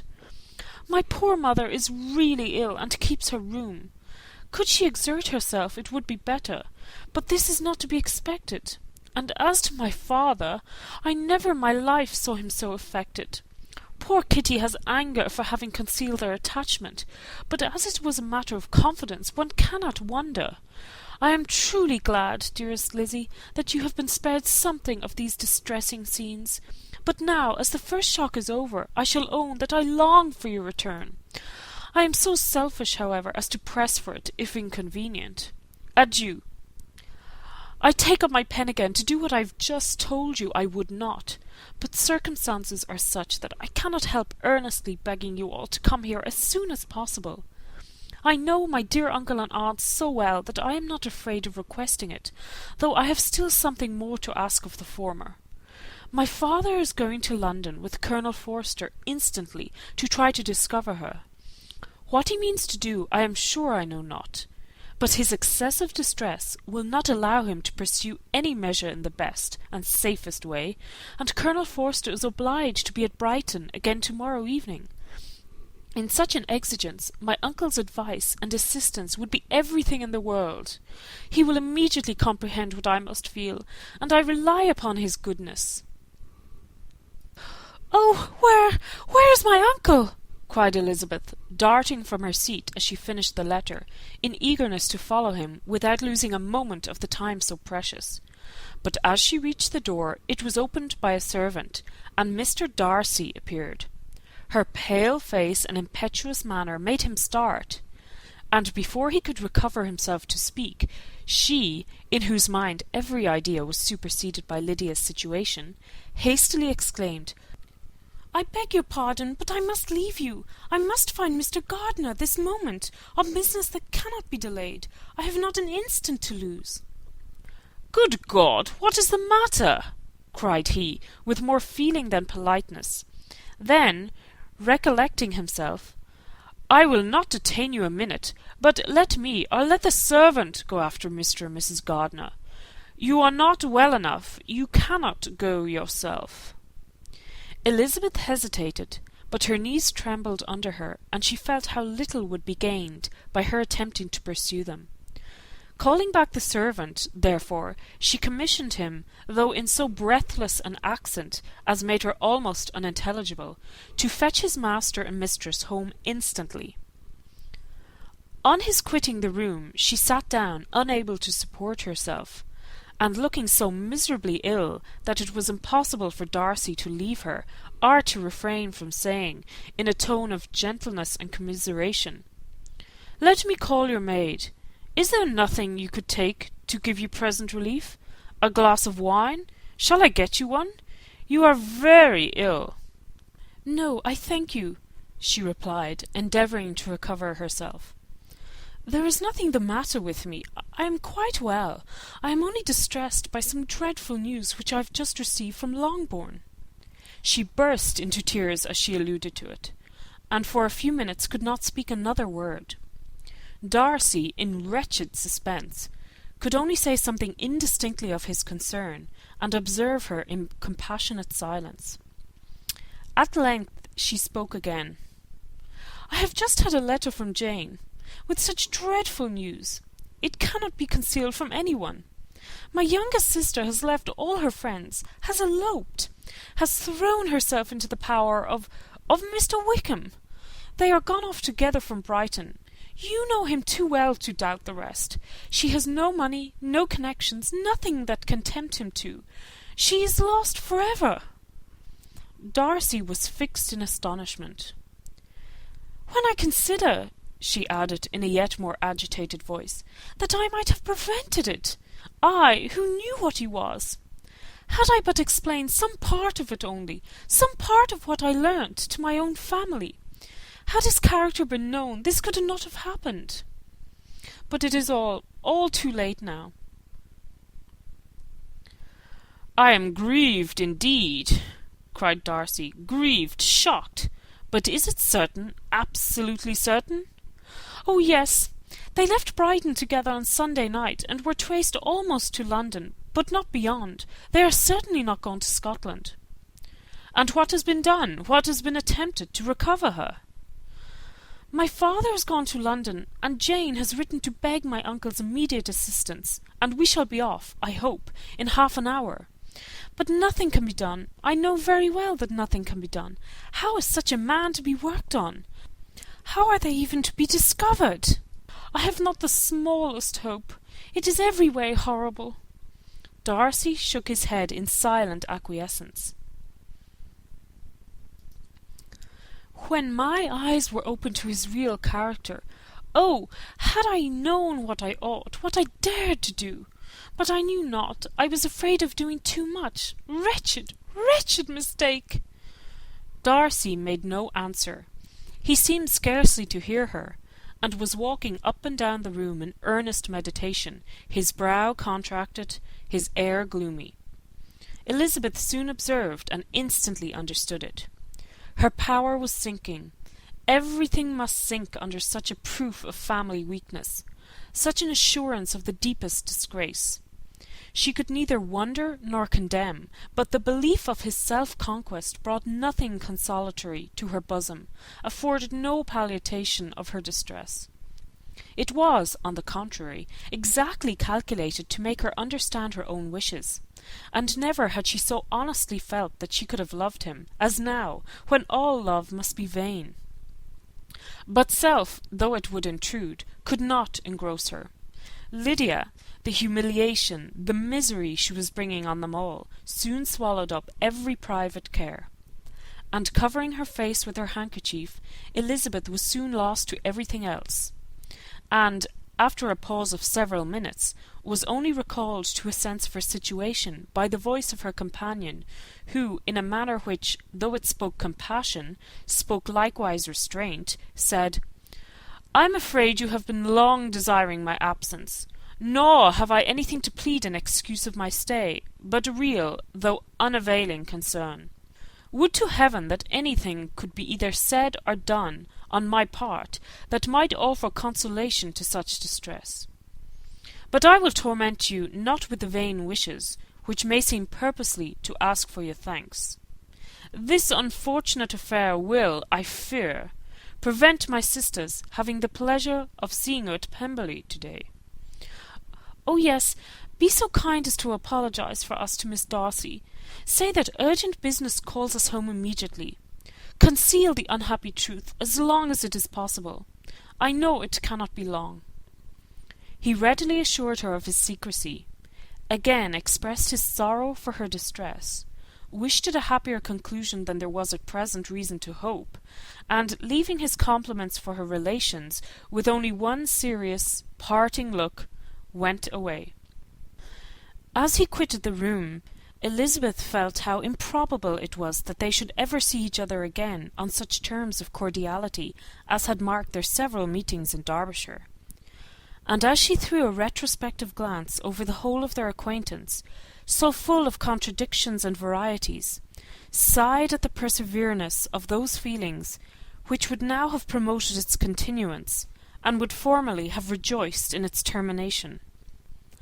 If gratitude and esteem are good foundations of affection, Elizabeth's change of sentiment will be neither improbable nor faulty.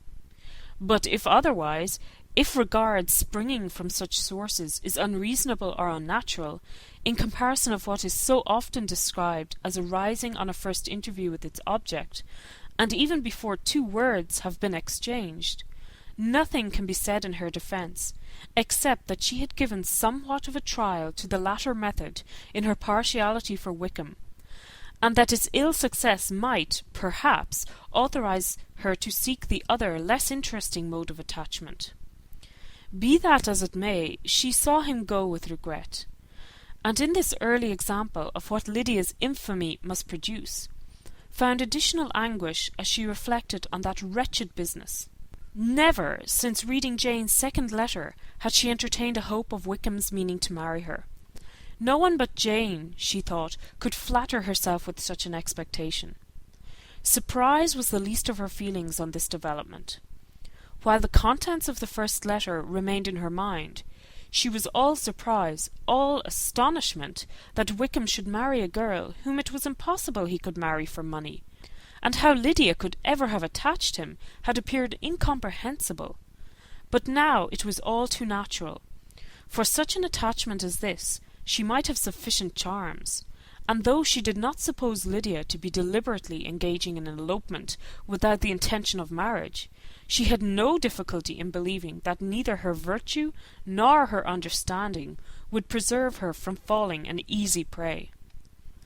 She had never perceived, while the regiment was in Hertfordshire, that Lydia had any partiality for him, but she was convinced that Lydia wanted only encouragement to attach herself to anybody. Sometimes one officer, sometimes another, had been her favourite, as their attentions raised them in her opinion. Her affections had continually been fluctuating, but never without an object. The mischief of neglect and mistaken indulgence towards such a girl, oh, how acutely did she now feel it! She was wild to be at home, to hear, to see, to be upon the spot to share with Jane in the cares that must now fall wholly upon her, in a family so deranged, a father absent, a mother incapable of exertion and requiring constant attendance, and though almost persuaded that nothing could be done for Lydia, her uncle's interference seemed of the utmost importance, and till he entered the room her impatience was severe. Mr. and Mrs. Gardiner had hurried back in alarm, supposing by the servant's account that their niece was taken suddenly ill. But satisfying them instantly on that head, she eagerly communicated the cause of their summons, reading the 2 letters aloud, and dwelling on the postscript of the last with trembling energy. Though Lydia had never been a favourite with them, Mr. and Mrs. Gardiner could not but be deeply afflicted. Not Lydia only, but all were concerned in it, and after the first exclamations of surprise and horror, Mr. Gardiner promised every assistance in his power. Elizabeth, though expecting no less, thanked him with tears of gratitude, and all 3 being actuated by one spirit, everything relating to their journey was speedily settled. They were to be off as soon as possible. "But what is to be done about Pemberley?" cried Mrs. Gardiner. "John told us Mr. Darcy was here when you sent for us. Was it so?" "Yes, and I told him we should not be able to keep our engagement. That is all settled." "What is all settled?" repeated the other as she ran into the room to prepare. "And are they upon such terms as for her to disclose the real truth? Oh, that I knew how it was!" But wishes were vain, or at least could only serve to amuse her in the hurry and confusion of the following hour. Had Elizabeth been at leisure to be idle, she would have remained certain that all employment was impossible to one so wretched as herself. But she had her share of business as well as her aunt, and amongst the rest there were notes to be written to all their friends at Lambton, with false excuses for their sudden departure. An hour, however, saw the whole completed, and Mr. Gardiner, meanwhile having settled his account at the inn, nothing remained to be done but to go, and Elizabeth, after all the misery of the morning, found herself, in a shorter space of time than she could have supposed, seated in the carriage and on the road to Longbourn. End of chapter 46. Chapter 47. "I have been thinking it over again, Elizabeth," said her uncle, as they drove from the town, "and really, upon serious consideration, I am much more inclined than I was to judge as your eldest sister does on the matter. It appears to me so very unlikely that any young man should form such a design against a girl who is by no means unprotected or friendless, and who is actually staying in his colonel's family, that I am strongly inclined to hope the best. Could he expect that her friends would not step forward?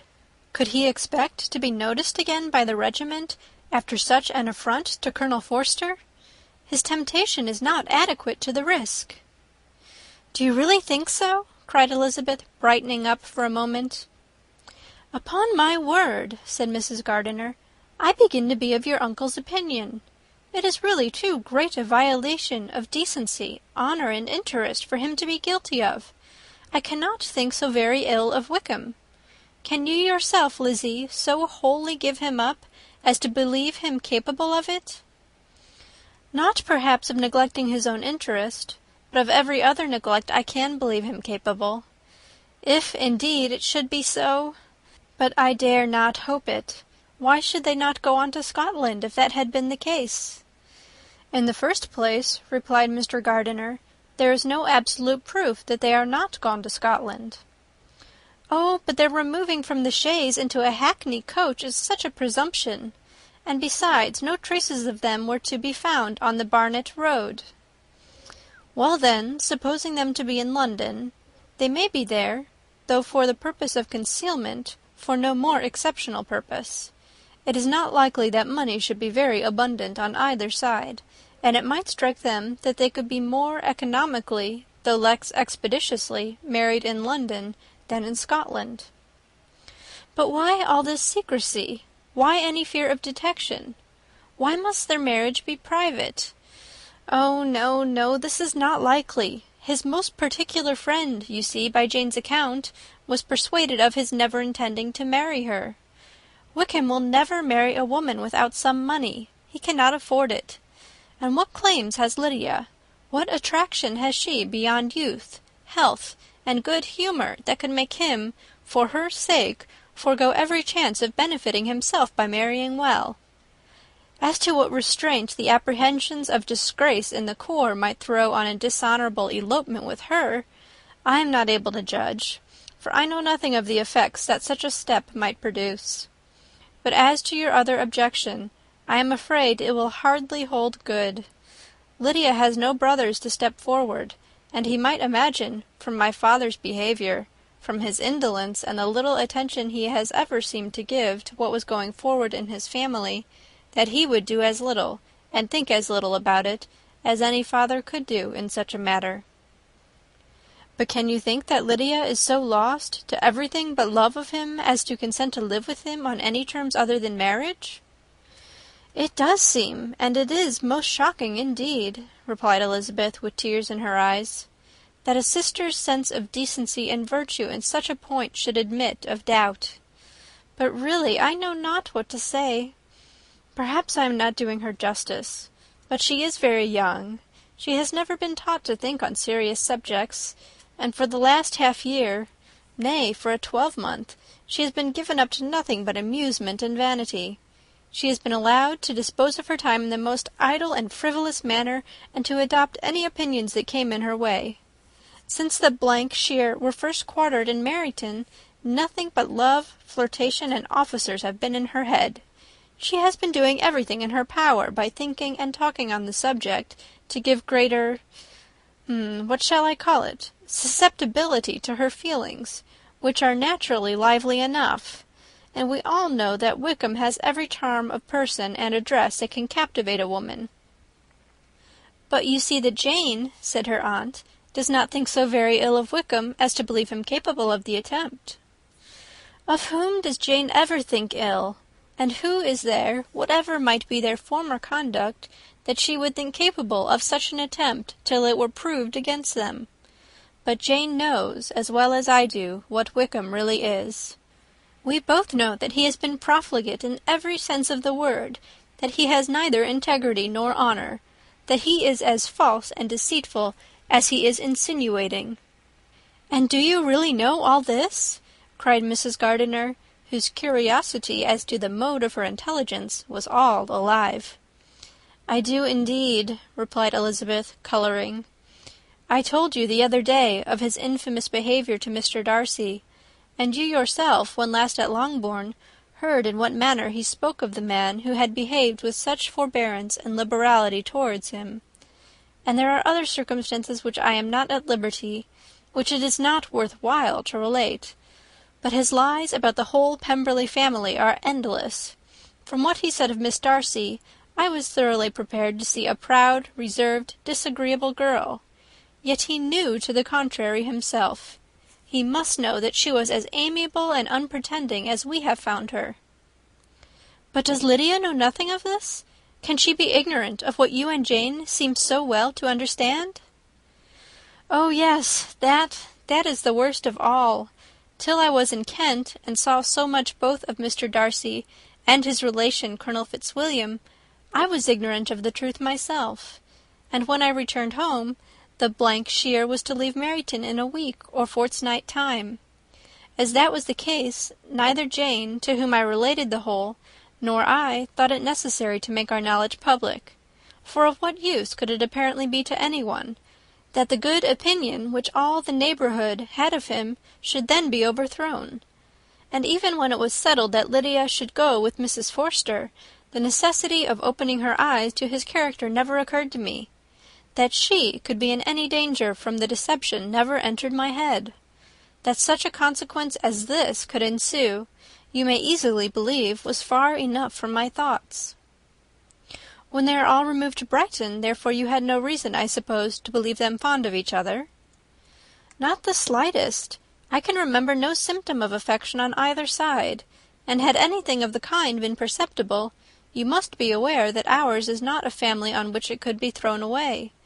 When he first entered the corps, she was ready enough to admire him, but so we all were.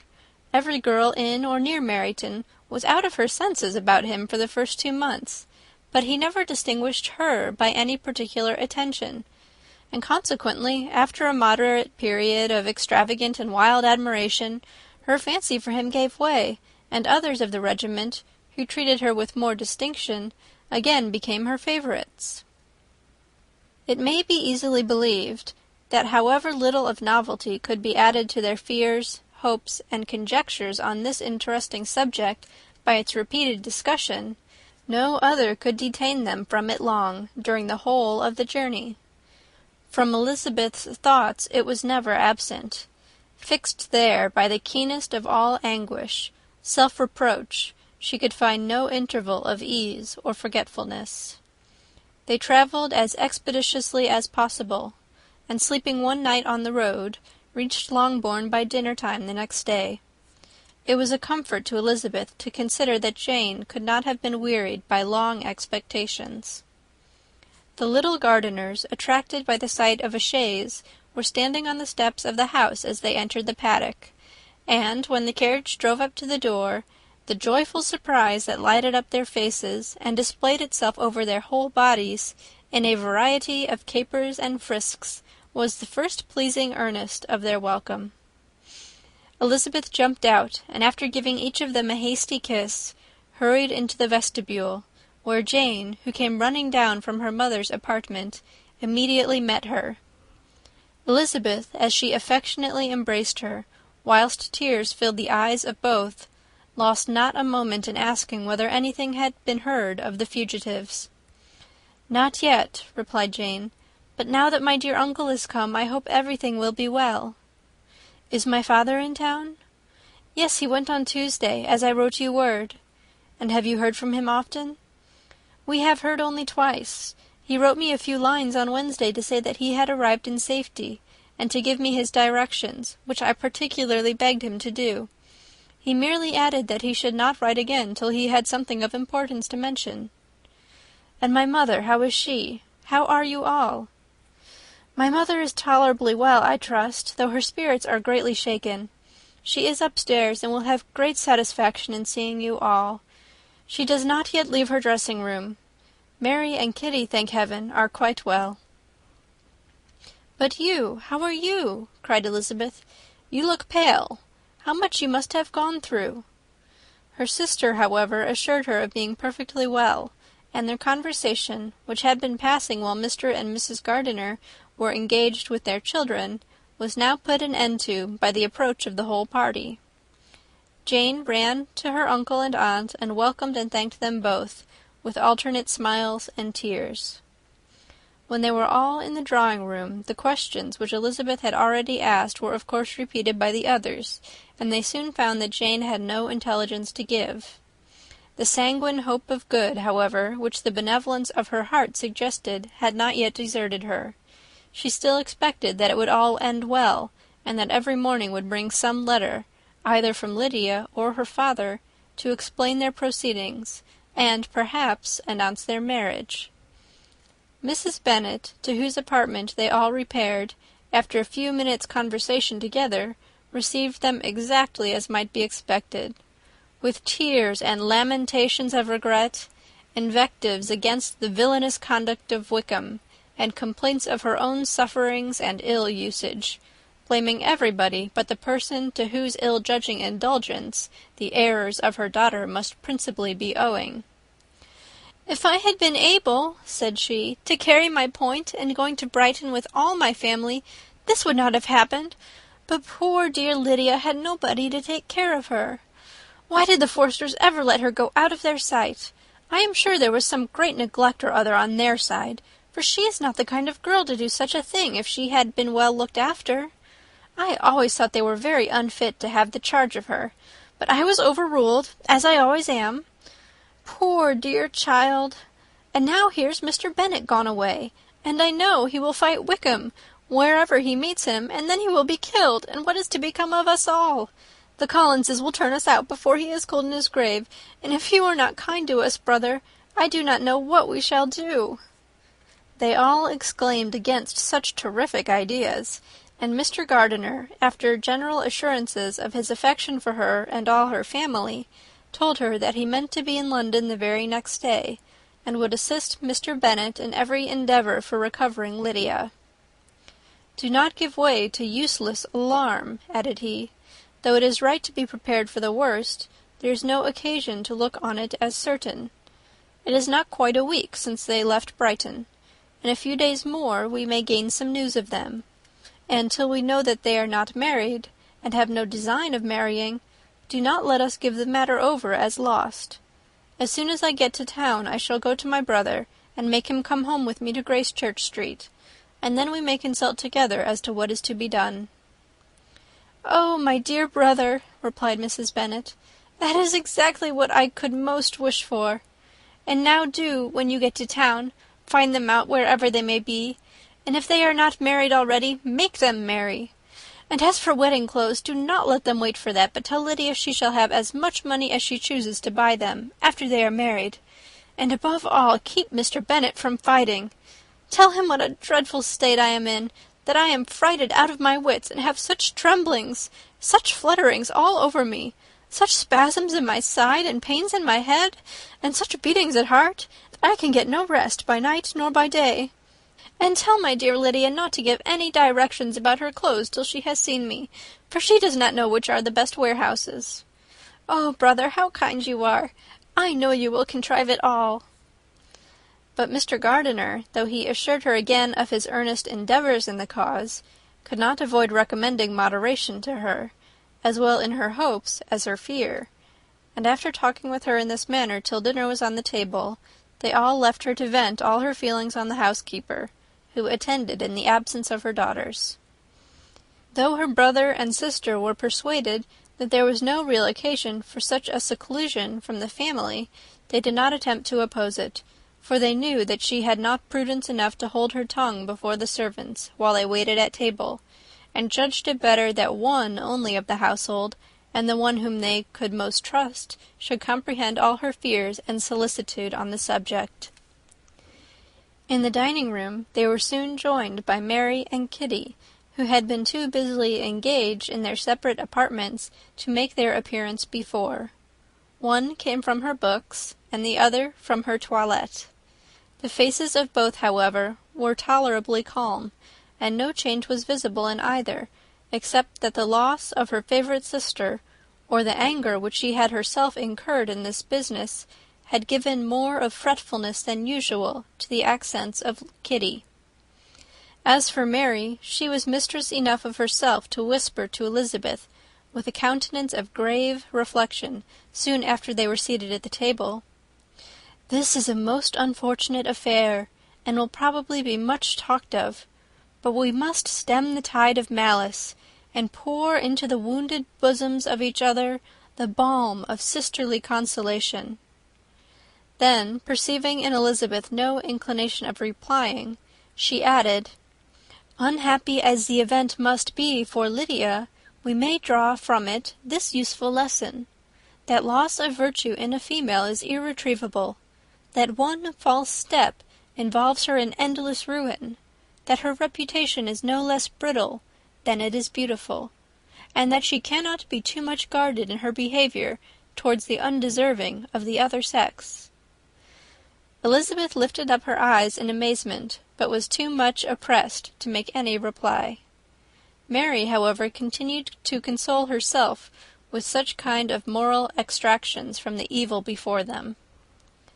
In the afternoon the two elder Miss Bennets were able to be for half an hour by themselves, and Elizabeth instantly availed herself of the opportunity of making any inquiries which Jane was equally eager to satisfy.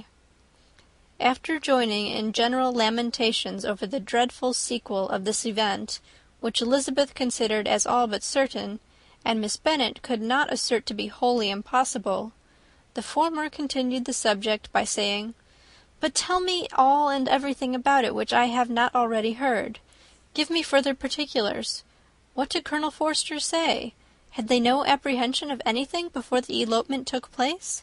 They must have seen them together for ever." "Colonel Forster did own that he had often suspected some partiality, especially on Lydia's side, but nothing to give him any alarm.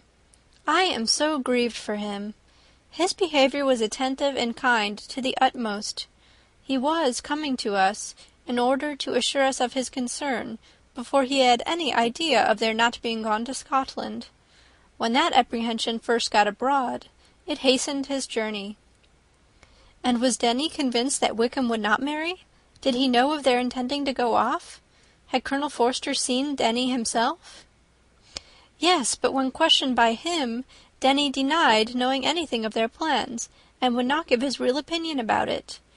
He did not repeat his persuasion of their not marrying, and from that I am inclined to hope he might have been misunderstood before." "And till Colonel Forster came himself, not one of you entertained a doubt, I suppose, of their being really married?" "How was it possible that such an idea could enter our brains? I felt a little uneasy, a little fearful of my sister's happiness with him in marriage, because I knew that his conduct had not been always quite right. My father and mother knew nothing of that. They only felt how imprudent a match it must be. Kitty then owned, with a very natural triumph, on knowing more than the rest of us, that in Lydia's last letter she had prepared her for such a step. She had known, it seems, of their being in love with each other many weeks." "But not before they went to Brighton?" "No, I believe not." "And did Colonel Forster appear to think well of Wickham himself? Does he know his real character?" "I must confess that he did not speak so well of Wickham as he formerly did. He believed him to be imprudent and extravagant, and since this sad affair has taken place, it is said that he left Meryton greatly in debt, but I hope this may be false. Oh, Jane, had we been less secret, had we told what we knew of him, this could not have happened." "Perhaps it would have been better," replied her sister. "But to expose the former faults of any person, without knowing what their present feelings were, seemed unjustifiable. We acted with the best intentions." "Could Colonel Forster repeat the particulars of Lydia's note to his wife?" "He brought it with him for us to see." Jane then took it from her pocket-book and gave it to Elizabeth. These were the contents.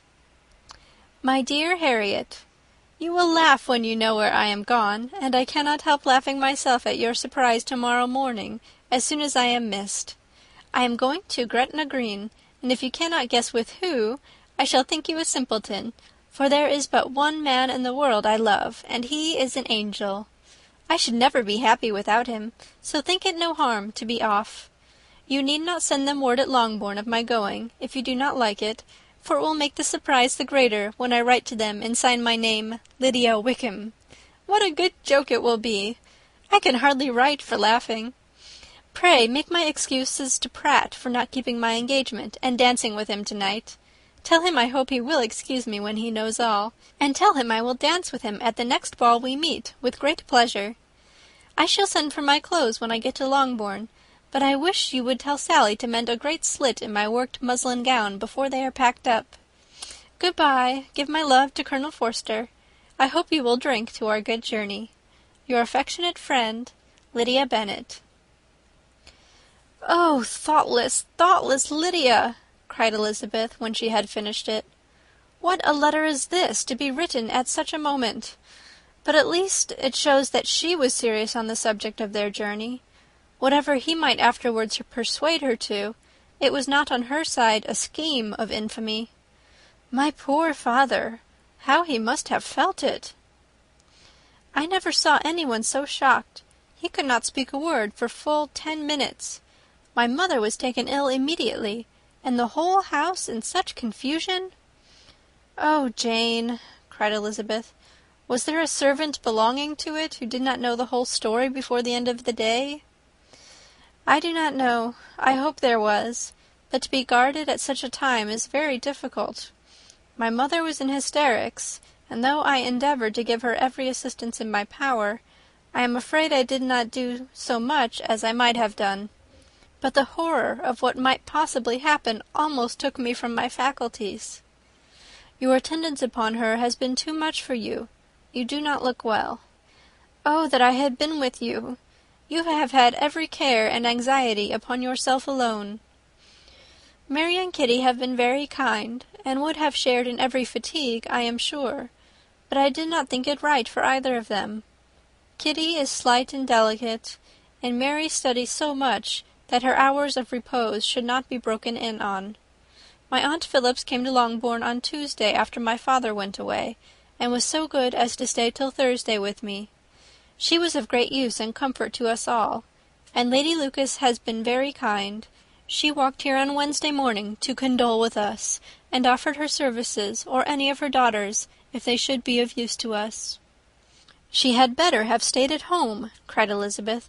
"Perhaps she meant well, but under such a misfortune as this, one cannot see too little of one's neighbours. Assistance is impossible, condolence insufferable. Let them triumph over us at a distance, and be satisfied." She then proceeded to inquire into the measures which her father had intended to pursue, while in town, for the recovery of his daughter. "He meant, I believe," replied Jane, "to go to Epsom, the place where they last changed horses, see the postilions, and try if anything could be made out from them. His principal object must be to discover the number of the hackney coach which took them from Clapham. It had come with a fare from London, and as he thought that the circumstance of a gentleman and a lady's removing from one carriage into another might be remarked, he meant to make inquiries at Clapham. If he could anyhow discover at what house the coachman had before set down his fare, he determined to make inquiries there, and hoped it might not be impossible to find out the stand and number of the coach. I do not know of any other designs that he had formed, but he was in such a hurry to be gone, and his spirits so greatly discomposed, that I had difficulty in finding out even so much as this. End of chapter 47. Chapter 48. The whole party were in hopes of a letter from Mr. Bennet the next morning, but the post came in without bringing a single line from him. His family knew him to be, on all common occasions, a most negligent and dilatory correspondent, but at such a time they had hoped for exertion.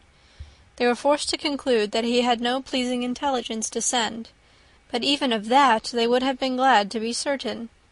Mr. Gardiner had only waited for the letters before he set off.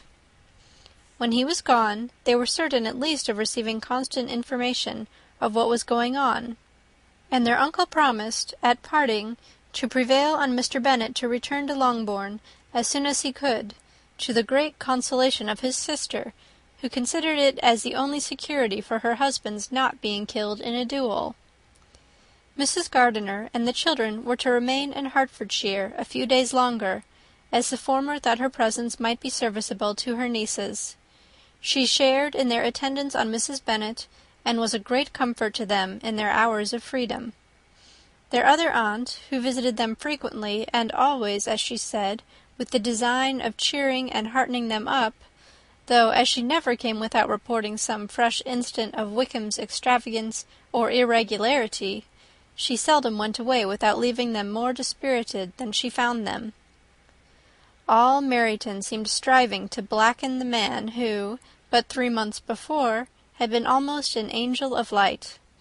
He was declared to be in debt to every tradesman in the place, and his intrigues, all honoured with the title of seduction, had been extended into every tradesman's family. Everybody declared that he was the wickedest young man in the world, and everybody began to find out that they had always distrusted the appearance of his goodness. Elizabeth, though she did not credit above half of what was said, believed enough to make her former assurance of her sister's ruin more certain, and even Jane, who believed still less of it, became almost hopeless, more especially as the time was now come when, if they had gone to Scotland, which she had never before entirely despaired of, they must in all probability have gained some news of them. Mr. Gardiner left Longbourn on Sunday. On Tuesday his wife received a letter from him.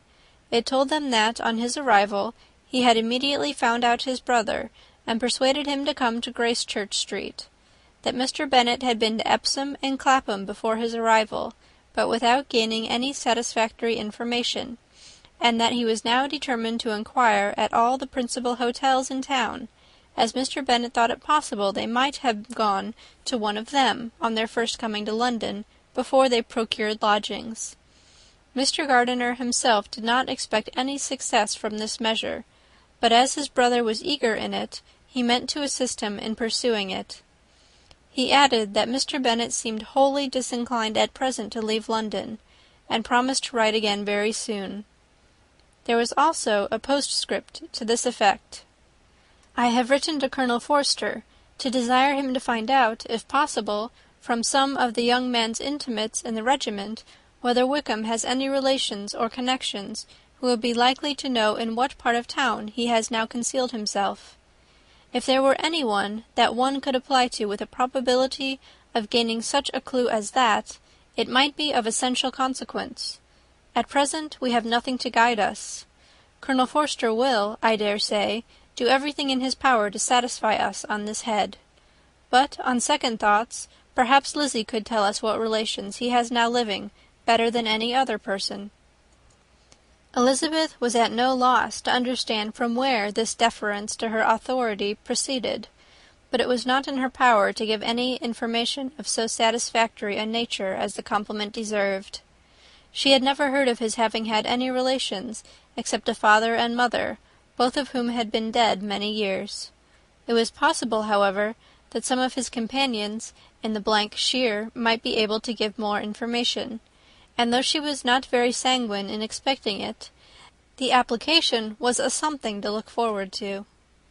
Every day at Longbourn was now a day of anxiety, but the most anxious part of each was when the post was expected.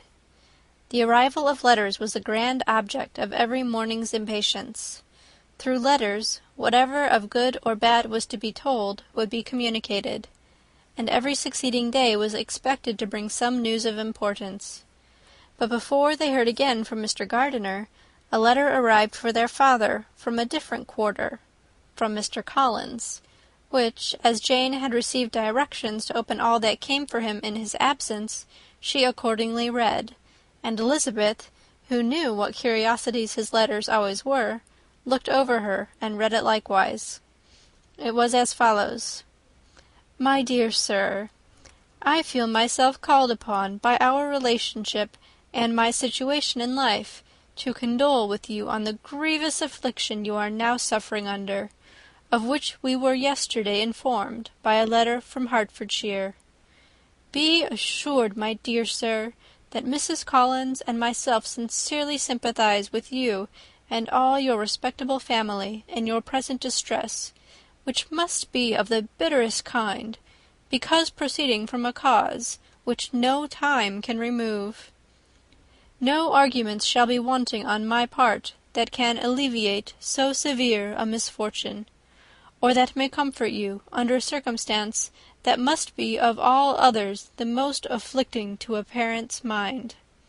The death of your daughter would have been a blessing in comparison to this.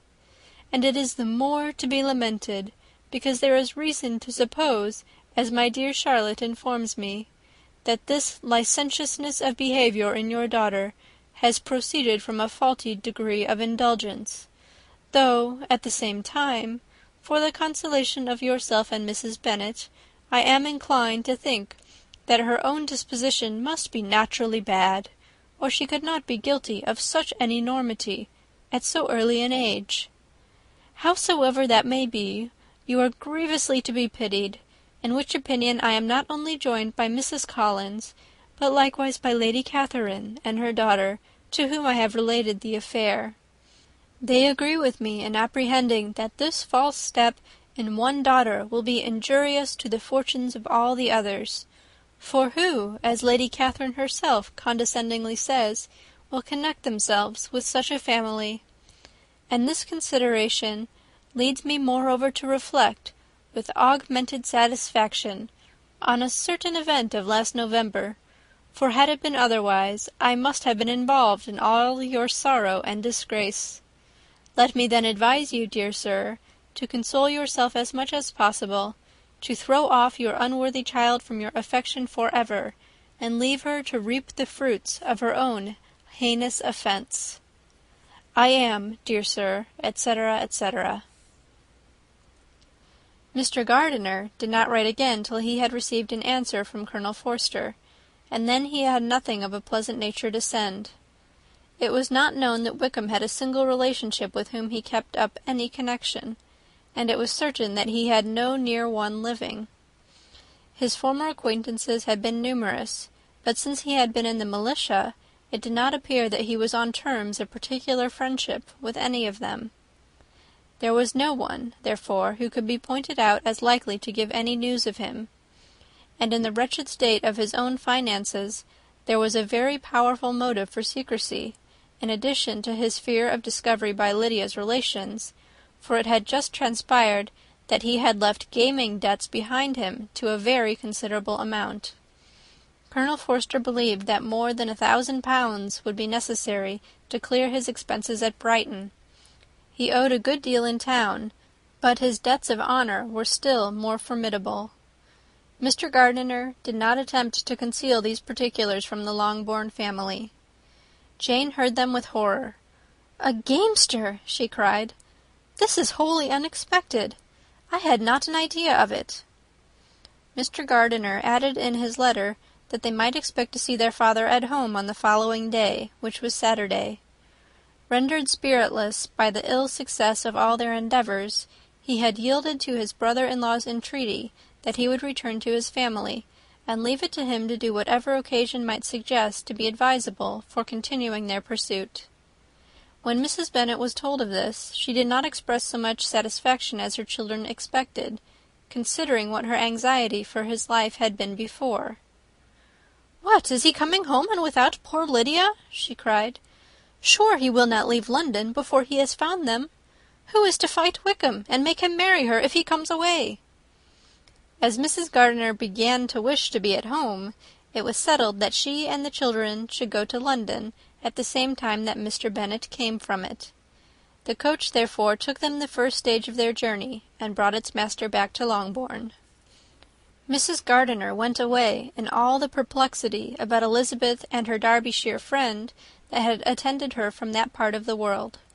His name had never been voluntarily mentioned before them by her niece, and the kind of half-expectation which Mrs. Gardiner had formed, of their being followed by a letter from him, had ended in nothing. Elizabeth had received none since her return that could come from Pemberley. The present unhappy state of the family rendered any other excuse for the lowness of her spirits unnecessary. Nothing, therefore, could be fairly conjectured from that, though Elizabeth, who was by this time tolerably well acquainted with her own feelings, was perfectly aware that, had she known nothing of Darcy, she could have borne the dread of Lydia's infamy somewhat better. It would have spared her, she thought, one sleepless night out of 2. When Mr. Bennet arrived, he had all the appearance of his usual philosophic composure. He said as little as he had ever been in the habit of saying, made no mention of the business that had taken him away, and it was some time before his daughters had courage to speak of it. It was not till the afternoon, when he had joined them at tea, that Elizabeth ventured to introduce the subject, and then, on her briefly expressing her sorrow for what he must have endured, he replied, "Say nothing of that. Who should suffer but myself? It has been my own doing, and I ought to feel it." "You must not be too severe upon yourself," replied Elizabeth. "You may well warn me against such an evil. Human nature is so prone to fall into it. No, Lizzy, let me once in my life feel how much I have been to blame. I am not afraid of being overpowered by the impression. It will pass away soon enough." "Do you suppose them to be in London?" "Yes, where else can they be so well concealed?" "And Lydia used to want to go to London," added Kitty. "She is happy, then," said her father dryly, "and her residence there will probably be of some duration." Then, after a short silence, he continued, "Lizzy, I bear you no ill will for being justified in your advice to me last May, which, considering the event, shows some greatness of mind." They were interrupted by Miss Bennet, who came to fetch her mother's tea. "This is a parade," he cried, "which does one good. It gives such an elegance to misfortune. Another day I will do the same. I will sit in my library in my nightcap and powdering gown, and give as much trouble as I can. Or perhaps I may defer it till Kitty runs away." "I am not going to run away, papa," said Kitty fretfully. "If I should ever go to Brighton, I would behave better than Lydia." "You go to Brighton! I would not trust you so near it as Eastbourne for 50 pounds. No, Kitty, I have at least learnt to be cautious, and you will feel the effects of it. No officer is ever to enter into my house again, nor even to pass through the village. Balls will be absolutely prohibited, unless you stand up with one of your sisters. And you are never to stir out of doors till you can prove that you have spent 10 minutes of every day in a rational manner." Kitty, who took all these threats in a serious light, began to cry. "Well, well," said he, "do not make yourself unhappy. If you are a good girl for the next 10 years, I will take you to a review at the end of them." Chapter 48.